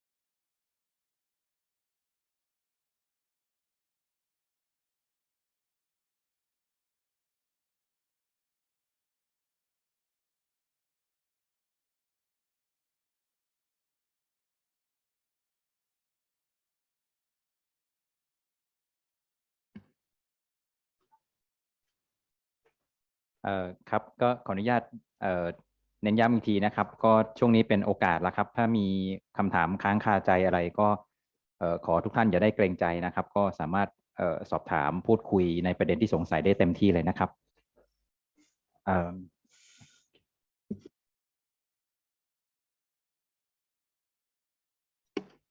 เริ่มต่อเลยนะคะ Please continue the session. Thank you.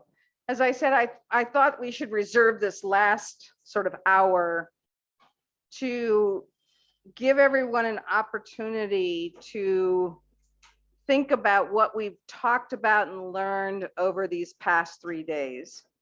It's been a lot of information. So we know that we haven't answered all of your questions. We know that everyone's not ready to go back and say, oh, I've got this and I'm ready to move forward. So we thought it'd be helpful to have just sort of a conversation now about, are there particular things that were valuable, things that weren't as valuable? Are there things you wish you knew? Or do you have questions about any of the material? This is the chance to raise those here. So I don't have anything in particular to start off the conversation, but I'm hoping that our audience will get the conversation going. So perhaps Group Captain Jadette, you can have the honors of kicking off. Are there particular things from your perspective, they're the NCSA perspective? Thank you, Barbara.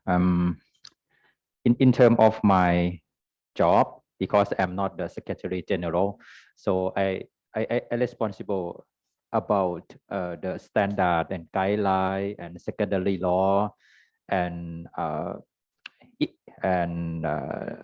national incident response plan and the cyber exercise in the national level. What I am thinking about is about the stakeholder management. I think I miss this thing. I mean, I can improve my job by using the concept of the stakeholder management. I will make it better. I think I grabbed some process from your briefing. Thank you so much, and I will try my best to use that kind of process to work with the CII organization, regulator organization, and sectorial cert. Even for the other person outside this area, for example, the committee, I think we need to consider what they want from us. So this is the part of the stakeholder management. I should talk internally with many center and office, how we can identify the stakeholder for NCSA internally and externally. And I think this is the key for success. And we should work closely with all of the stakeholders. So I think this is one of the important thing that I got from the session. And for the risk management, I think we can do something. NCSA can support organization in many point of view.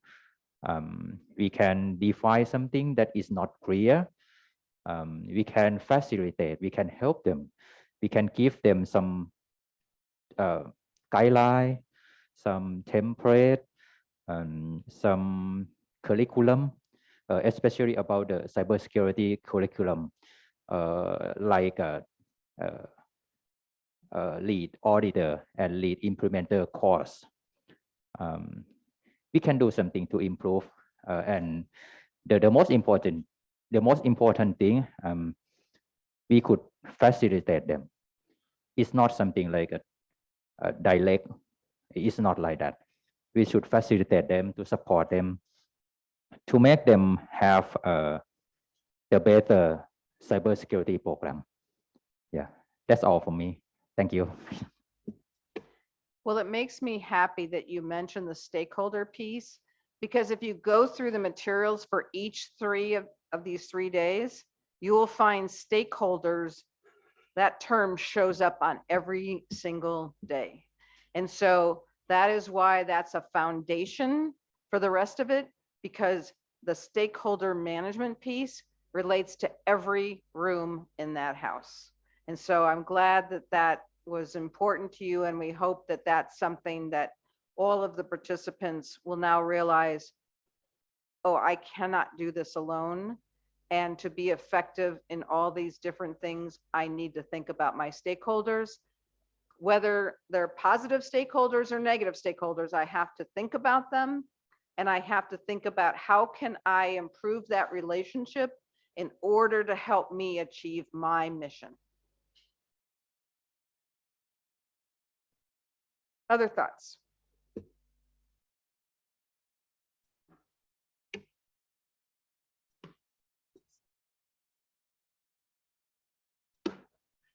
Something to say regarding from the comment, from the question in the chat that say about the in case of organization in Thailand.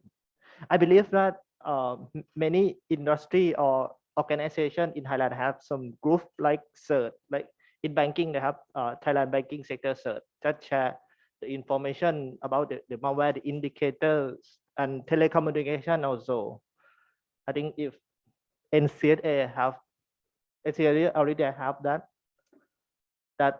thing that share among the organization, the information, that also be in the functional readiness.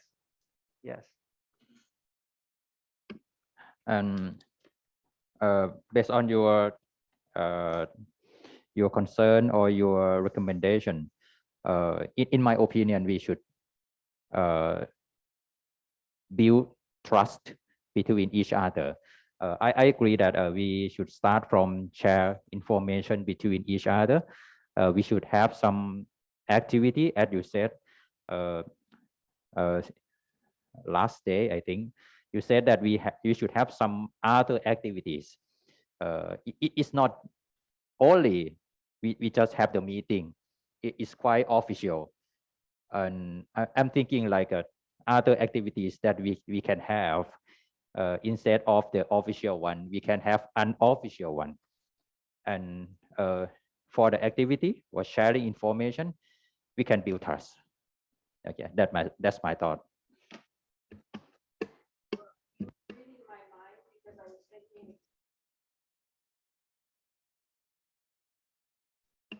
Yeah.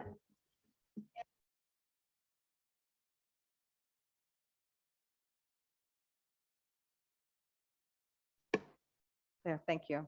There's a couple points I'd like to make about trust.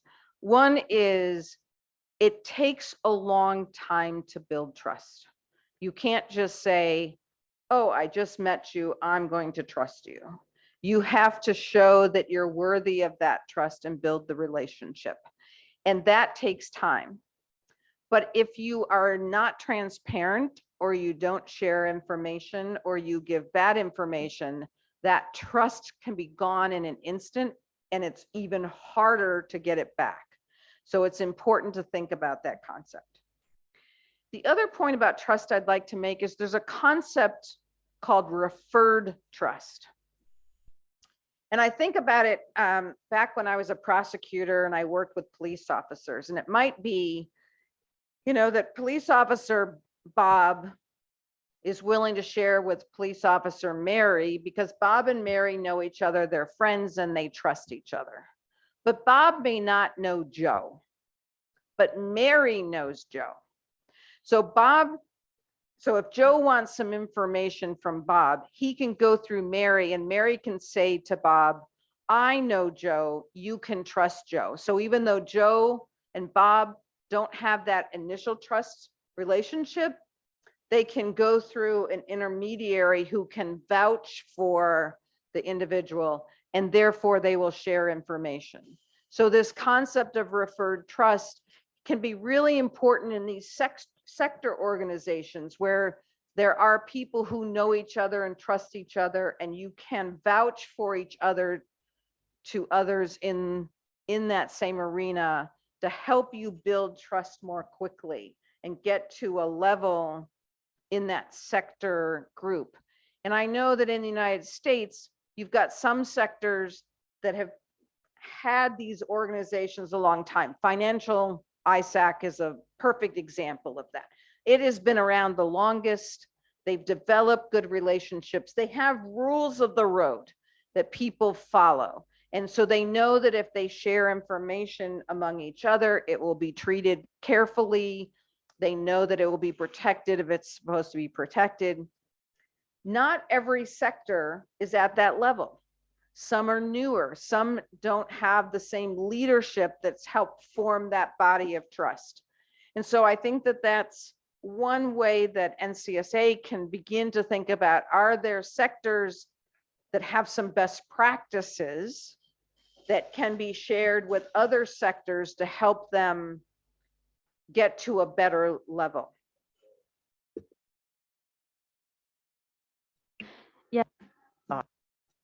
I would like to add things to Kun Jadet about like how to build trust.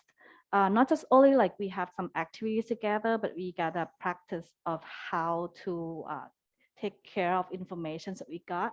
That's, I think it's really important for to keep the relationship and the trust together among members.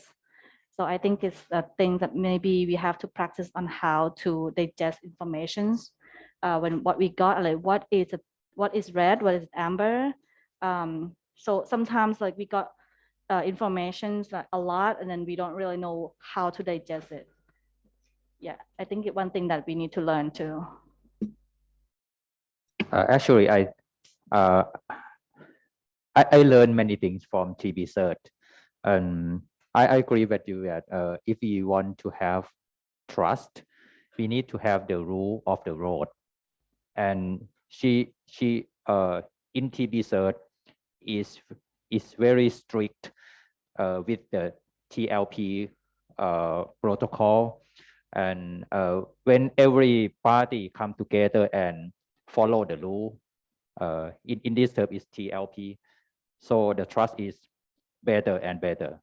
So this is what I learned from working with her in TB Cert.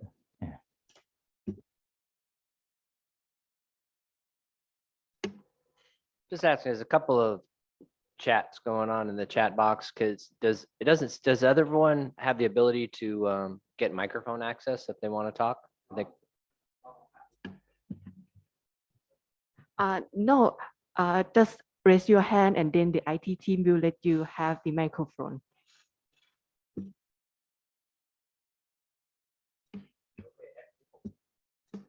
Okay, excellent. So if you want to chat, yeah, just raise your hand, and then you'll get your microphone button back. That's why it's not there.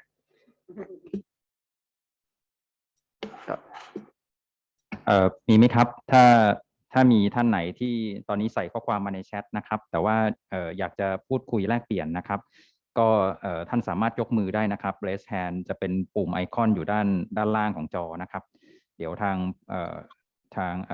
เขาเรียกอะไรครับทาง instructor หรือว่าทางทีม IT เขาจะสามารถที่จะอนุญาตให้ท่านสามารถพูดได้ด้วยนะครับมีไหมครับ Okay, thank you.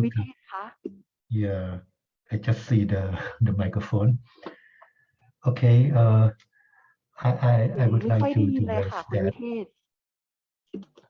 Can you hear me? Can you hear me? ได้ยินเสียงค่ะแต่ได้ยินเสียงแบบก้องๆไม่ค่อยชัดอะค่ะ Okay. I think that is the best that I can do. Is it better? I put it more close. Is that okay? Hello?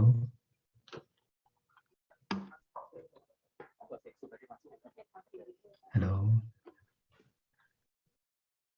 Maybe I try to talk. Okay.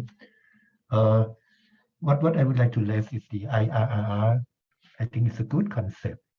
However, even the great support from Captain Jadet or the NCSA it's maybe not practical because sometimes it needs the top management from the CAI in order to support that to happen. So I think even though I'm totally agree for the concept, but in practical, it may be challenge. Like Captain Janet mentioned, even though he tried to push and he tried to support, but it may be not that good. I think that is the key thing that I would like to raise. Thank you. อาจจะต้องขอโทษด้วยนะครับพอดีทางเสียงที่ฟังมาทางนี้อาจจะค่อนข้างฟังลำบากนะครับแต่ว่าเหมือนจับใจความได้ว่าจะมีการพูดถึงตัว NCSA ด้วยใช่ไหมครับยังไงอาจจะรบกวนพิมพ์ข้อความเป็นแชทเข้ามานิดนึงได้ไหมครับเดี๋ยวจะได้ทางนี้จะได้ช่วยกันพูดคุยกันในประเด็นที่ท่านวิเทศใช่ไหมครับได้นำเสนอเข้ามาครับจะรบกวนได้พิมพ์แชทเข้ามานิดนึงครับ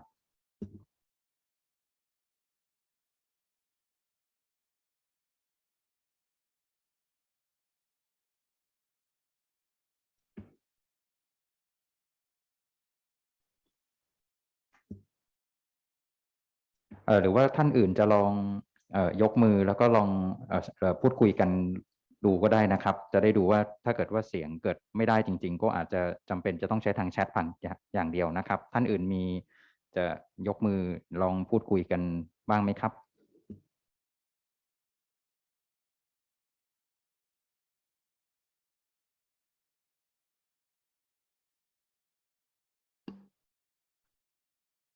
While we wait for another question, I have my own question. So my question is, today we talk about the functional readiness level and the tier level. The thing is that you mentioned that for the advanced level is really hard to achieve. My question is, if it's really difficult and hard to achieve, why did you say that? Because it didn't encourage people like, we would like to go to the top, but you said that it's hard to go and maybe it's never go. You just be moderate and that is fine for your organization. Why we said it's so high in criteria? One, because we're being honest. We want to have everyone understand that there are things to aspire to that they say, okay, we'd like to do that. But our point really is not everyone needs to spend that level of resources for that particular thing. And if everyone spent that kind of money and resources, you may be using up too many resources on that and not enough resources towards other things. I mean, they're opportunity cost. And so again, it goes back to not only risk-based decisions, but you're sort of making the opportunity cost decision. If I use the resources for this, am I not having resources available to do that? And so is being at the top level on everything the most important thing for every organization? And I think honestly, it's not. So I think that NCSA may decide that everyone might want to really aim to be at least level 2, but it would be great if the majority were level 3. And we'll cheer on those who can make it to level 4, but those are going to be fewer and far between because it requires a level of resources and those resources have to make sense. So remember I talked about the nuclear reactor organization, because the consequences are so bad if they are not at the top, then that may make more sense for them to invest the resources. The cupcake company, it doesn't make sense for them to be a level 4. If the cupcake company fails, it's bad for the cupcake company, but it's not bad for the national ecosystem. It's not the crisis level in the law sort of severity. And so you have to determine what makes sense for each organization and not dictate everybody should try to be first, and not everybody can be first. You could have, so think about the Olympics, and you have these events, and you've got top level athletes from around the world. Not everybody can win gold or even win a medal. And some examples, so you've got like the Jamaican bobsled team. So in the Winter Olympics, Jamaica is a warm island. They don't have snow. And so for them to have a bobsled team in the Winter Olympics is because of they want to have fun, they think it's interesting, and they want to compete. They know they're not going to get a medal. So they are not aiming, they're not going to put in the level of effort and never going to train to win a gold medal. But they've decided participating is good enough for them.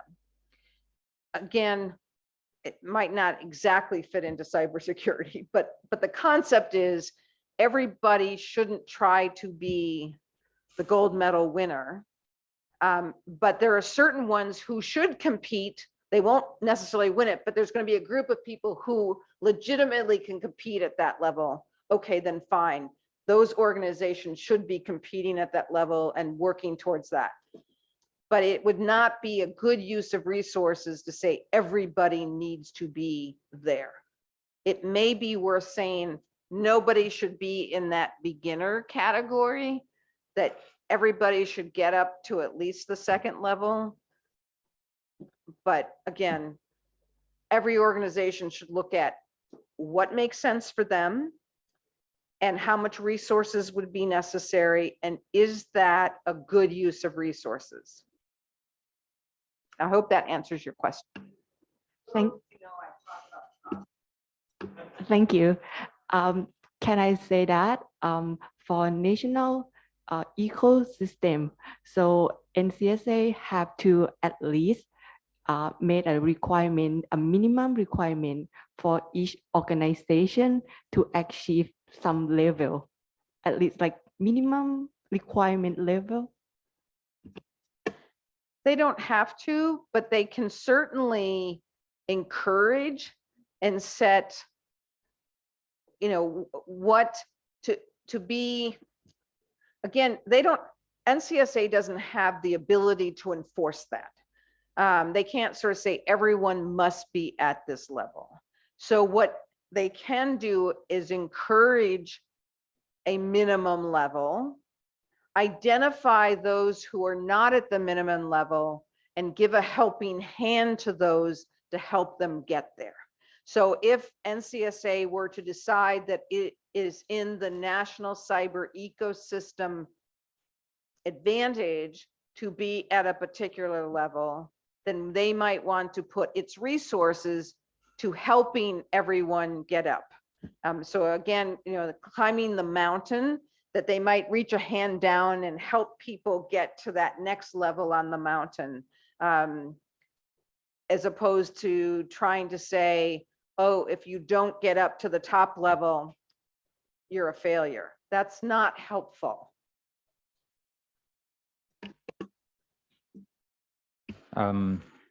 Let me share my thought, and then I will talk with Kun Vitet about his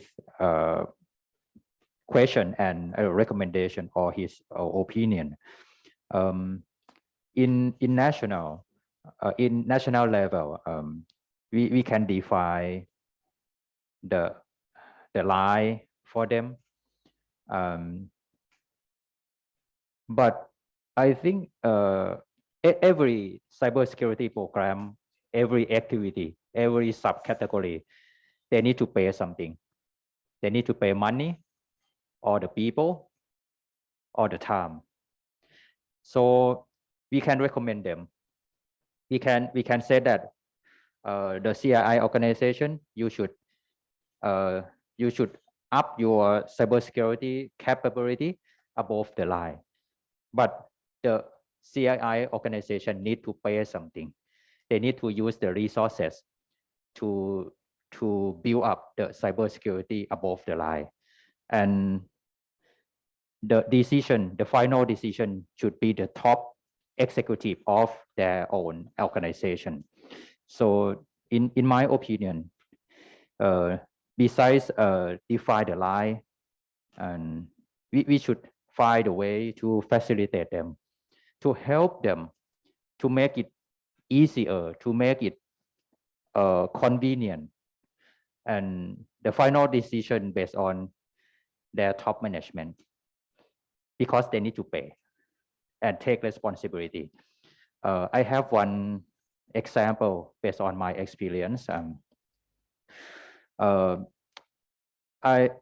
am the lead assessment about the network security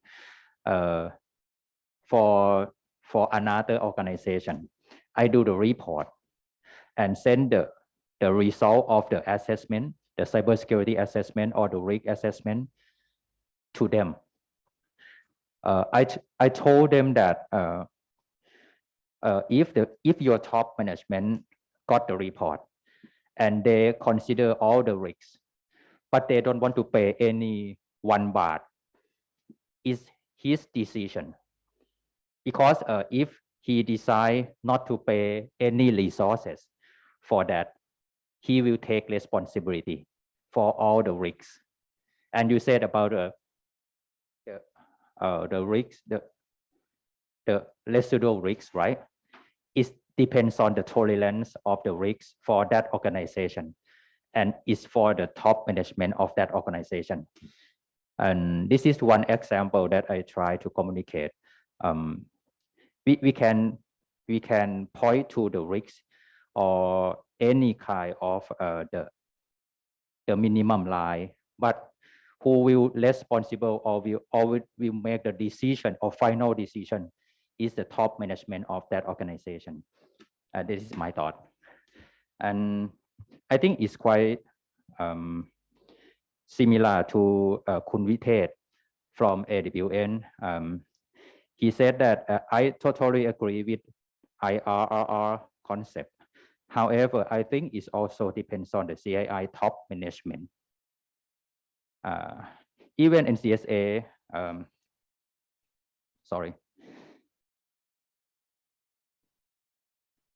even in CSA try to support or push CII. That's why the race that can climb up to level 2 or level 3. You can say that some organization, maybe we can talk to the top management. We have the way that our organization can climb to level 2 or level 3, but the final decision based on the top management. And what do you think about this? A couple comments. One is, if you look, when you get the entire matrix, you'll see that some of the criteria is whether in fact top management is involved and supportive. So if top management is not supportive, they are not going to be very far up. They cannot get to a level 2, a level 3 without having top management being supportive and having these things integrated. So I think the criteria takes that into account. I think the other point is, how does NCSA approach this? And I think that the fact that you in fact can't require them to get to a level is to your advantage in some ways, because if you were to say you must be at this level, then there's an incentive for organizations to not do a very good, to make their self-assessment look better. It's sort of like online, people say, oh, I'm a 10 when they're really a 4. And so to the extent that you give them grace and respect and room to be honest with you and say, you know, I'm really not yet there, but I would like to get there. And your response is, that's great. How can we help? You're going to get a better understanding and more honesty than if you say, we want everyone at a 2, you better do that. So I think it's the approach you take of support, understanding that there's challenges, understanding that not everyone is going to climb that mountain as quickly as the other one, but that grace and respect and giving the helping hand can encourage more organizations to do what's necessary to move up the various tiers or levels.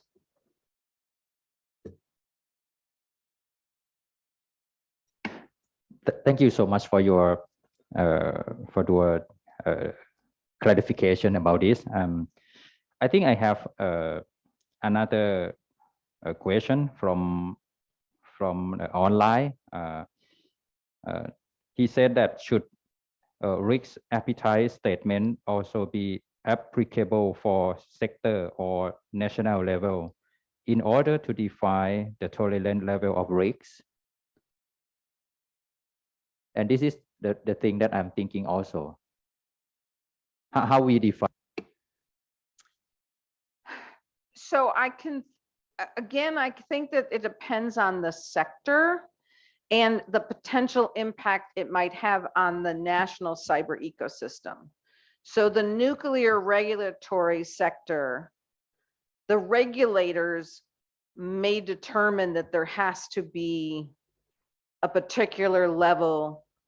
So that would come from the regulators, not from you. And the regulators might be saying, okay, to protect the national safety, it must be at least this level. And then you can be the good helpers to help them get there. I think that there might be other sectors where it's less necessary or even advisable to say you must get to a certain level, and that as a country will only tolerate this amount of risk. But let's get out of the cybersecurity realm. Let's talk about COVID. And the country makes a decision, okay, we're not willing to risk everybody getting COVID and having to go to the hospital. So we are going to take actions and say, you've got to wear masks, you've got to be tested, we're not letting foreigners into the country. So we make decisions about what level of risk we're willing to accept in that realm. And then we say, okay, we are going to impose decisions about what must or must not be done. The same thing can happen in the cybersecurity realm. Are there things of such national importance that as a country you say, we're not willing to accept that risk as a country? Then, but again, I think that will come to the regulators, not to NCSA. You're going to be the good guys who can say, when they turn around and say, we've just been told we must do X, can you help us? You can say, yes, I can help you. And so therefore, from that, you can build a level of trust because they know that you're there to help as opposed to judge. And so again, I think that is just a way to think about it. I don't know. I mean, Matt or Jen, do you have any thoughts on that from your perspective? I mean, you obviously have been in, you know, a particular industry. How does all of this resonate with you?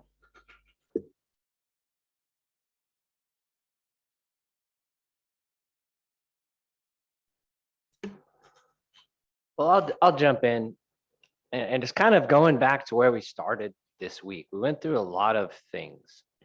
So we really started off with looking at the Thai cybersecurity law. So what we're really concerned about is national security, the economy of the country, protection of lives and things like that. So we'll put out some tools, some processes, some scales. All of these efforts and all of this information is to get to a more cyber secure environment for those purposes.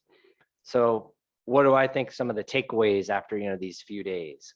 Have I done a criticality assessment to find those crown jewels? Do I really know what I need to protect national security, to save lives, to make sure the country's economy is stabilized? Have I done risk assessments and allocated resources to those assets? Take a look at the vulnerability, take a look at the threat.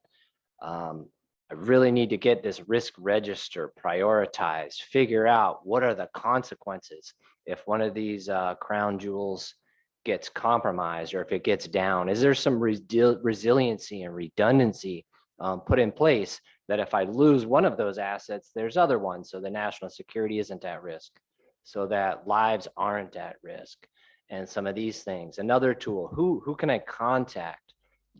I really need to maybe get some work on my stakeholder register, figure out who are those partners. Maybe I'm not a level 4 organization. Most people aren't, don't need to be, but who can I contact to get this kind of information? Are my incident response plans in order and in tight? So we've kind of given, unfortunately, all you cybersecurity professionals out there a lot of work to do, right? Oh man, I got to look at my stakeholder register. I got to look at my risk registers. I have to figure that out. How's my incident response plan and resiliency? Okay, look, can I get to a foundational level? All of this isn't really about scoring or meeting minimum requirements. It's those foundational tasks. And it's not always national security, economy. It could be my particular CII sector, right? Provide banking services for a stable country, right? Provide electrical services, provide health services. So it's really just increasing that cyber capacity in general. And we've gone through a lot of tools and given you a ton of homework to do to increase that level. So I'm not really sure if I ever got to the question, but it's not about a particular tool, a particular process, a particular level, a matrix, a tier. All of those are just to help us do our mission. Because of the cyber domain is very difficult to protect, right? If we were the Army, it's a little easier to protect the ground physical attack and all of those. We understand that. And in the cyber domain, it's not that simple. So I appreciate everybody's hard work because you've got a lot left to do. And hopefully we've helped equip you with some tools, but I wouldn't get caught up into the levels and all of that. It's really working through these processes to increase the posture. And let me use NCSA as the focal point. Just a couple of quick thoughts that may or may not be related to the question. So I think, Matt, there's something you said that I think leads to an important point. What is a crown jewel to one organization may not be a crown jewel to another organization because their missions are different. And so you can't just sort of say, this is a crown jewel. Everyone needs to do their own sort of assessment. But there may be certain things nationally that is a national crown jewel, something that must be protected. So for example, you need to protect your airspace, for national security. So things that are important to that may be crown jewels. So identifying what is important at the national level and who is relevant to that may be important for you. But again, critical is not critical is not critical. It's different depending on the organization and going back to the point we made from day one, mission, mission, mission, mission. It's all dependent on your mission. Let me deep dive a little bit into the sectorial level.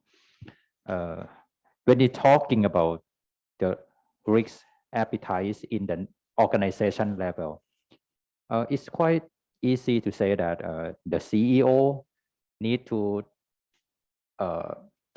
say that this is the risk appetite of the organization. Is easy, but in the sector or sectorial level, who should be the person, or how we can find the risk appetite statement or the level of risk that the sector should accept together? Who should do, or who should make the decision for this? Can you give some idea about this? A lot of these are national level decisions. It kind of depends on which sector we're talking about. So I guess telecoms is a good one because there's a lot of different telecom industries and stuff. And I think, you have different organizations of chief information officers that meet and discuss. For some organizations I've been, it's been more, in a military realm. There's someone that's identified as that person that determines what kind of risk.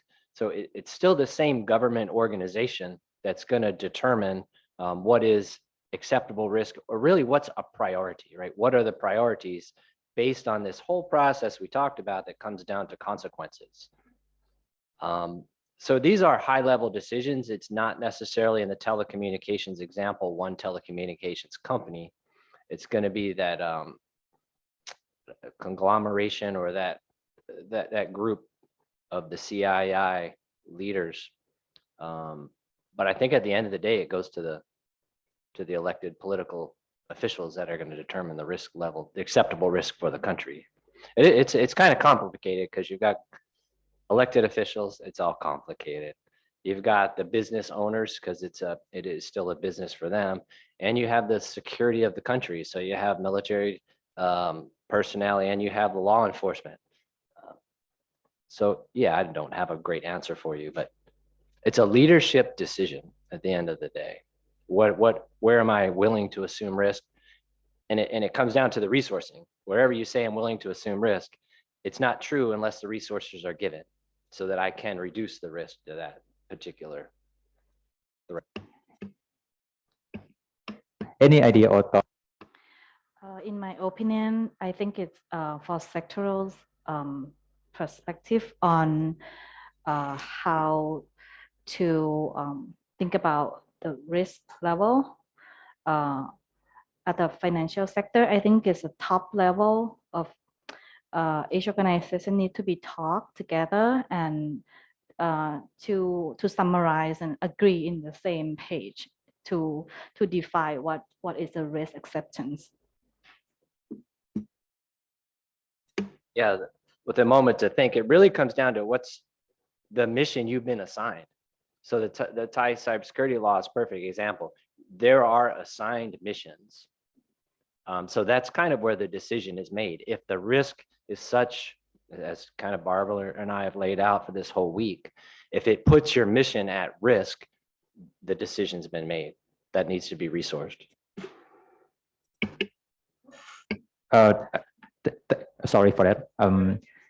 Thank you, Matt. I think I got something from you. As NCSA, we should define some level of the risks that we can accept, but it's not enough. I love your answer. You said that you need to talk with every level of organization to agree together. And so in what I got is we need to not only one voice. NCSA should define some level of acceptable risks, and together inside the sector, they should talk together and find some agreement together. And that should be what I'm thinking about. I was just going to add, when I worked in energy sector, which in the US is considered critical infrastructure, one thing I will add too, in our particular company, we combined, so we have physical and then we also have the cyber. And in our company, there already were processes for risk analysis, risk assessment, vulnerability, all of that already being done on the physical side of things. So that's one thing too, to make sure in your organization that these things aren't already being done by a different department. and that you can't necessarily adopt some of the processes that already exist. And that's what we did is it was primarily held in the physical space. But what we would do is we would have opportunities where we would bring IT and cyber into it and say, now we have this one physical asset.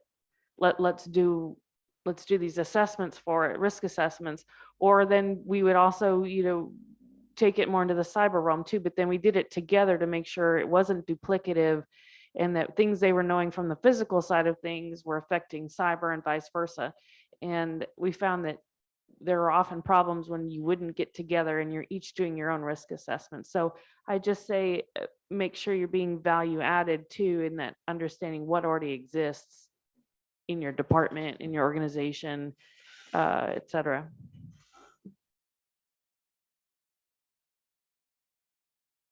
And one more thought. So I like to go back to the things we talked about. So we say we've adequately developed a very good risk register that's prioritized. And whatever my CII is, I have maybe, let's say my top 3 or 4 are critical issues that will put our mission at risk, right? It'll put the nation's economy at risk or something. So I'm a sector and I have this list and I've done all my due diligence. I know where all the assets are. I know what I need to do to mitigate the risk. The help that I need as the critical infrastructure person is I need to resource it. It's been identified. So a big piece of it is working with the leadership. Hey, here's the Thai law. I've been asked to do this. We've done the analysis. This is what we need to do to mitigate the risk so I can accomplish my mission. The CII needs the resources. So a big piece of it is getting the cyber professionals, the personnel and the budget to execute once the plan is done. And that's really what it boils down to, because in the chat, we always say, I know it, I just don't have the resources to do it. And that's really the catch at the end of the day.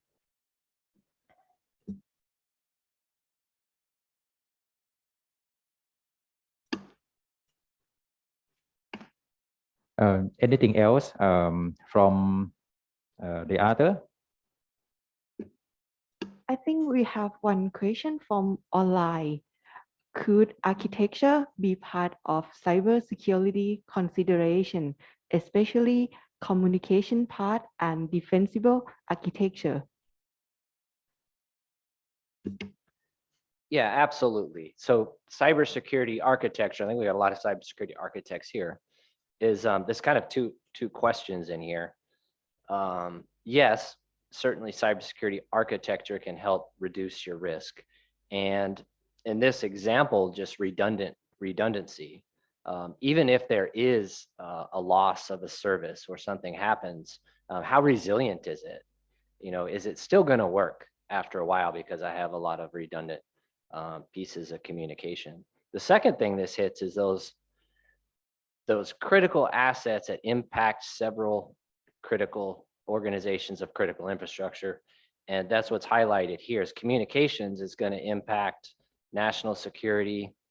It's going to impact your ability to pass health records, your emergency services, and you can just go down to the list, financial transactions. So those are the things that show when we have all those interdependencies, what are things that are really critical, not as just to reduce the risk, but have the resiliency so it'll continue to operate. Let me ask more about the architecture. I have some experience 2 years ago about defining the cybersecurity architecture for my own organization. But let's talk about the cybersecurity architecture in the national level. Do you have any thought or any experiences about this? Can you be a little more specific? That's kind of. For example, in the national level, Thailand have some kind of the digital and economy master plan. They need to push Thailand into the innovative way, using the digital platform and something like that. However, I think we all know that when we're thinking about the IT or technology, we usually lack of cybersecurity.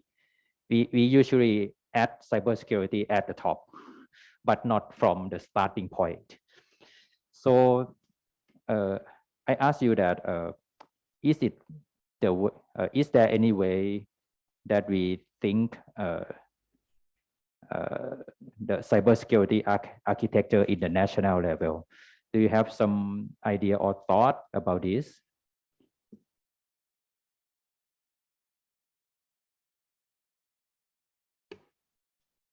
I guess I could just share a couple. I tried to write down some words before I forgot. We've got to establish a culture, and we've kind of moved into a culture where cybersecurity is part of the design. As you mentioned, for many years, even when I started school, it was computer science, not cybersecurity, and we just programmed things and made them work. We programmed them well, but cybersecurity wasn't a concern at the time. Even in workforce development and through professional activities, now cybersecurity is part of the design from the beginning. So secure software programming is a critical aspect of everything, our operating systems, all of our programs. It's not you build it, then put in cybersecurity. So that approach and mindset, the culture has changed a lot, and it's the same thing with architecture, where we started off, 20, 30 years ago, let's get the communications channels to work. Oh, now let's secure them. We'll put in encryption devices and stuff like that. But now it's the design. We design it from the very beginning. So new systems and new software, when the contracts come out, right? We always need to update infrastructure. We need to upgrade IT systems. These things need to be in the statement of work when they're put out for bid. So secure design and software, secure design and architecture have to be put into those statements of work when you're determining what you're going to do. So that's a big part of it. It's just the change of culture. The other one is assuming that your systems are going to be attacked and malicious actors are going to be successful.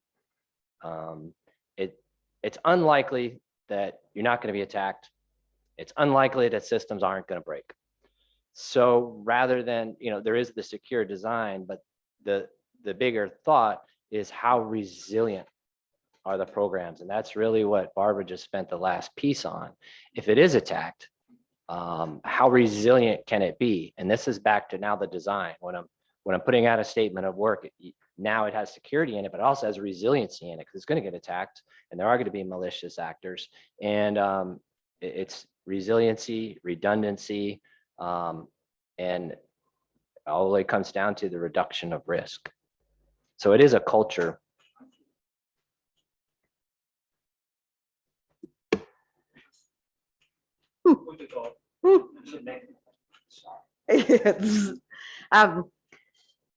So Matt talked about how, security by design. I think he's being a little optimistic. I think in many cases that has not happened because many products, they're more concerned about speed to market than worrying about the security of it. And they're not competing on security of it.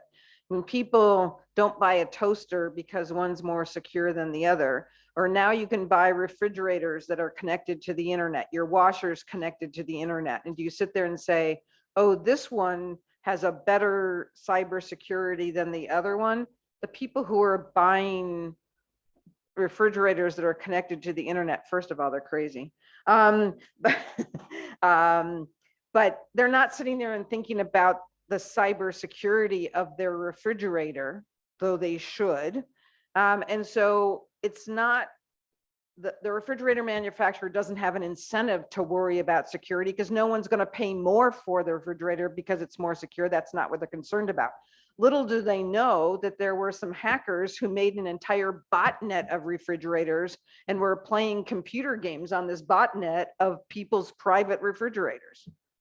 Now, I'm always concerned, my view is I don't want my refrigerator to be connected to the internet because it would probably send out notes of not enough vegetables and too much ice cream, and I don't want people to know that about me.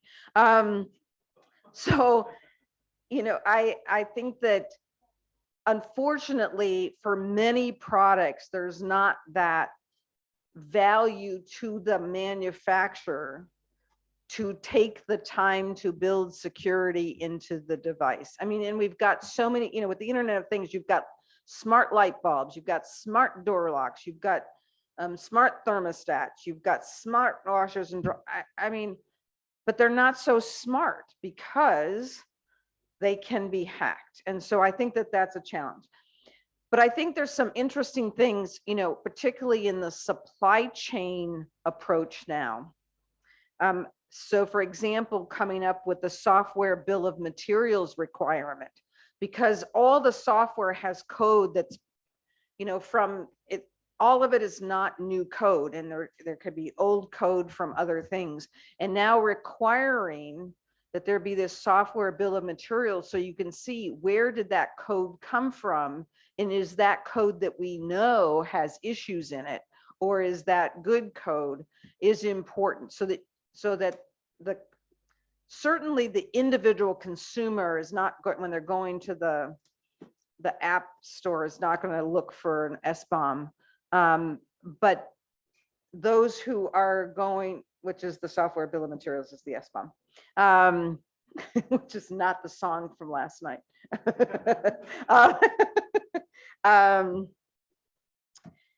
But there are going to be sort of like national security consumers, you know, the military, Homeland Security, when they are buying software, they are going to look for those things because it's going to be a priority. So I think that there's a disconnect between which consumers are going to care about that security being built in and those that don't care. And there's going to be this divide between the secure systems and the totally insecure systems. And the problem is that those totally insecure systems and products are connected to the internet, which is connected to the shin bone, which is connected to the ankle bone, that old song. I don't know if you have that in Thai. But all those connections, and it's the weakest link. And so if I've got a weak link refrigerator that can be used as a vehicle to get into something else, we're in trouble. And I think that there's going forward, there's going to be this increasing divide, and I don't know how we address that. Yeah, thank you so much. I'm thinking about the role of the NCSA that can help about this. For the consumer product, and maybe it depends on the risks. But for the enterprise product, especially the cybersecurity product, I think NCSA can help for the better ecosystem or architecture in overall or in the national level.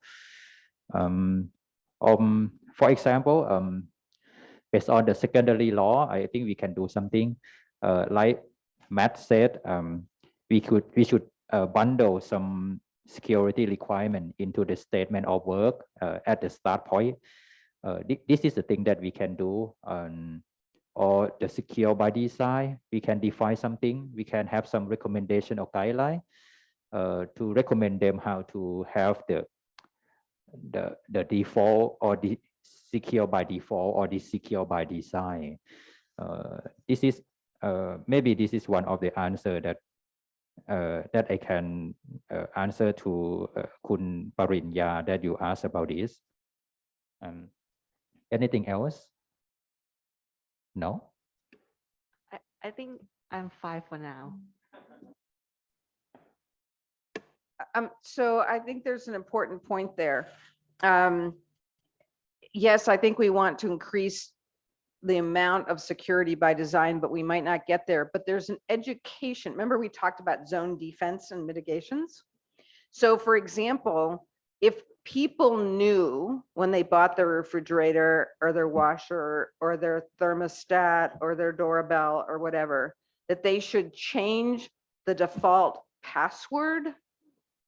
So educating the consumer that there's mitigations they can do to make it so it's not so defenseless, that helping them do mitigations may not solve the fact that there's not security by design, but you can protect yourself in ways.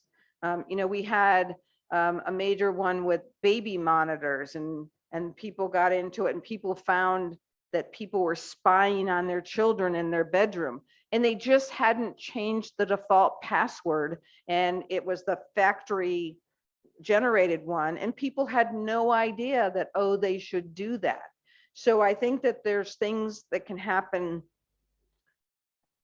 until we get more secure in the design. There's things we can do to protect ourselves, and part of that's an education process. And the more that people know, oops, I better do this, or I should not be handing out my password to everybody and their brother. I shouldn't be using the same password for all of my devices. I mean, that there are things that you can do for education that can help raise the level of security. You know, one of the things, when you think about home security, I mean, we all, I mean, I know this in the States that we have these home security systems, and the most important part of your home security system is not the system, it's the sign in front of your house that says you have a home security system, so that people say, oh, this one has an alarm system, this one doesn't, I'm going to that one. And so by doing things that make it so, oh, I'm going to have to do some work to try to get into this one, no, I'm going to go the one that's easy. So I'm sort of rambling here, but I think that there's probably a germ of an idea that's worthwhile in there.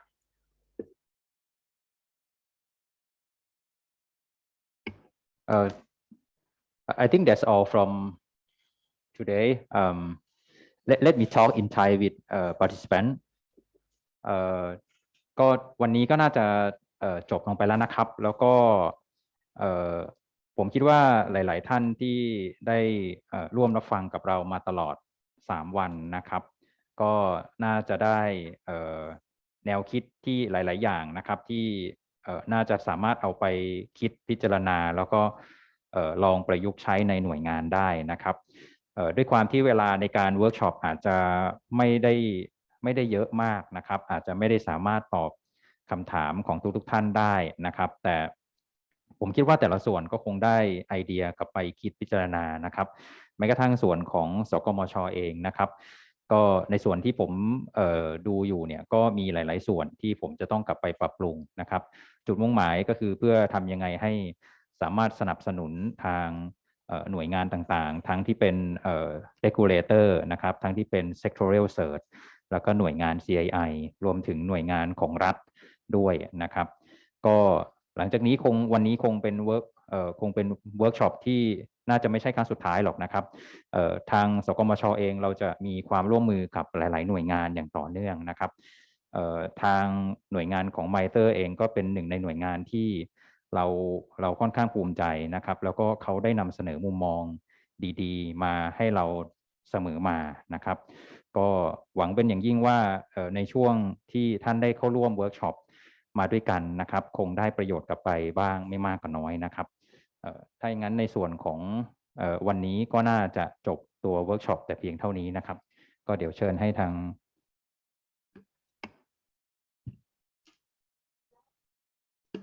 Now we come to the end of the 3-day workshop. I would like to say thank you to MITRE, our speaker, for a very comprehensive presentation. Also, I would like to thank all of the attendees for your attention. And before closing the workshop, I would like to ask the audience to do the survey. Your comment will help us to developing in the next workshop in the future. จบไปแล้วนะคะสำหรับการอบรมของเรา3วันเวิร์กช็อปที่ผ่านมา ขอขอบคุณทุกท่านนะคะที่เข้าร่วมฟังแล้วก็มี engagement ตลอดเลยก่อนจากกันครั้งนี้นะคะอย่าลืมรบกวนช่วยทำประเมินด้วยนะคะเพื่อที่เราจะได้นำความเห็นของท่านนะคะไปปรับปรุงในการสัมมนาหรือว่าเวิร์กช็อปในครั้งต่อไปขอบคุณค่ะ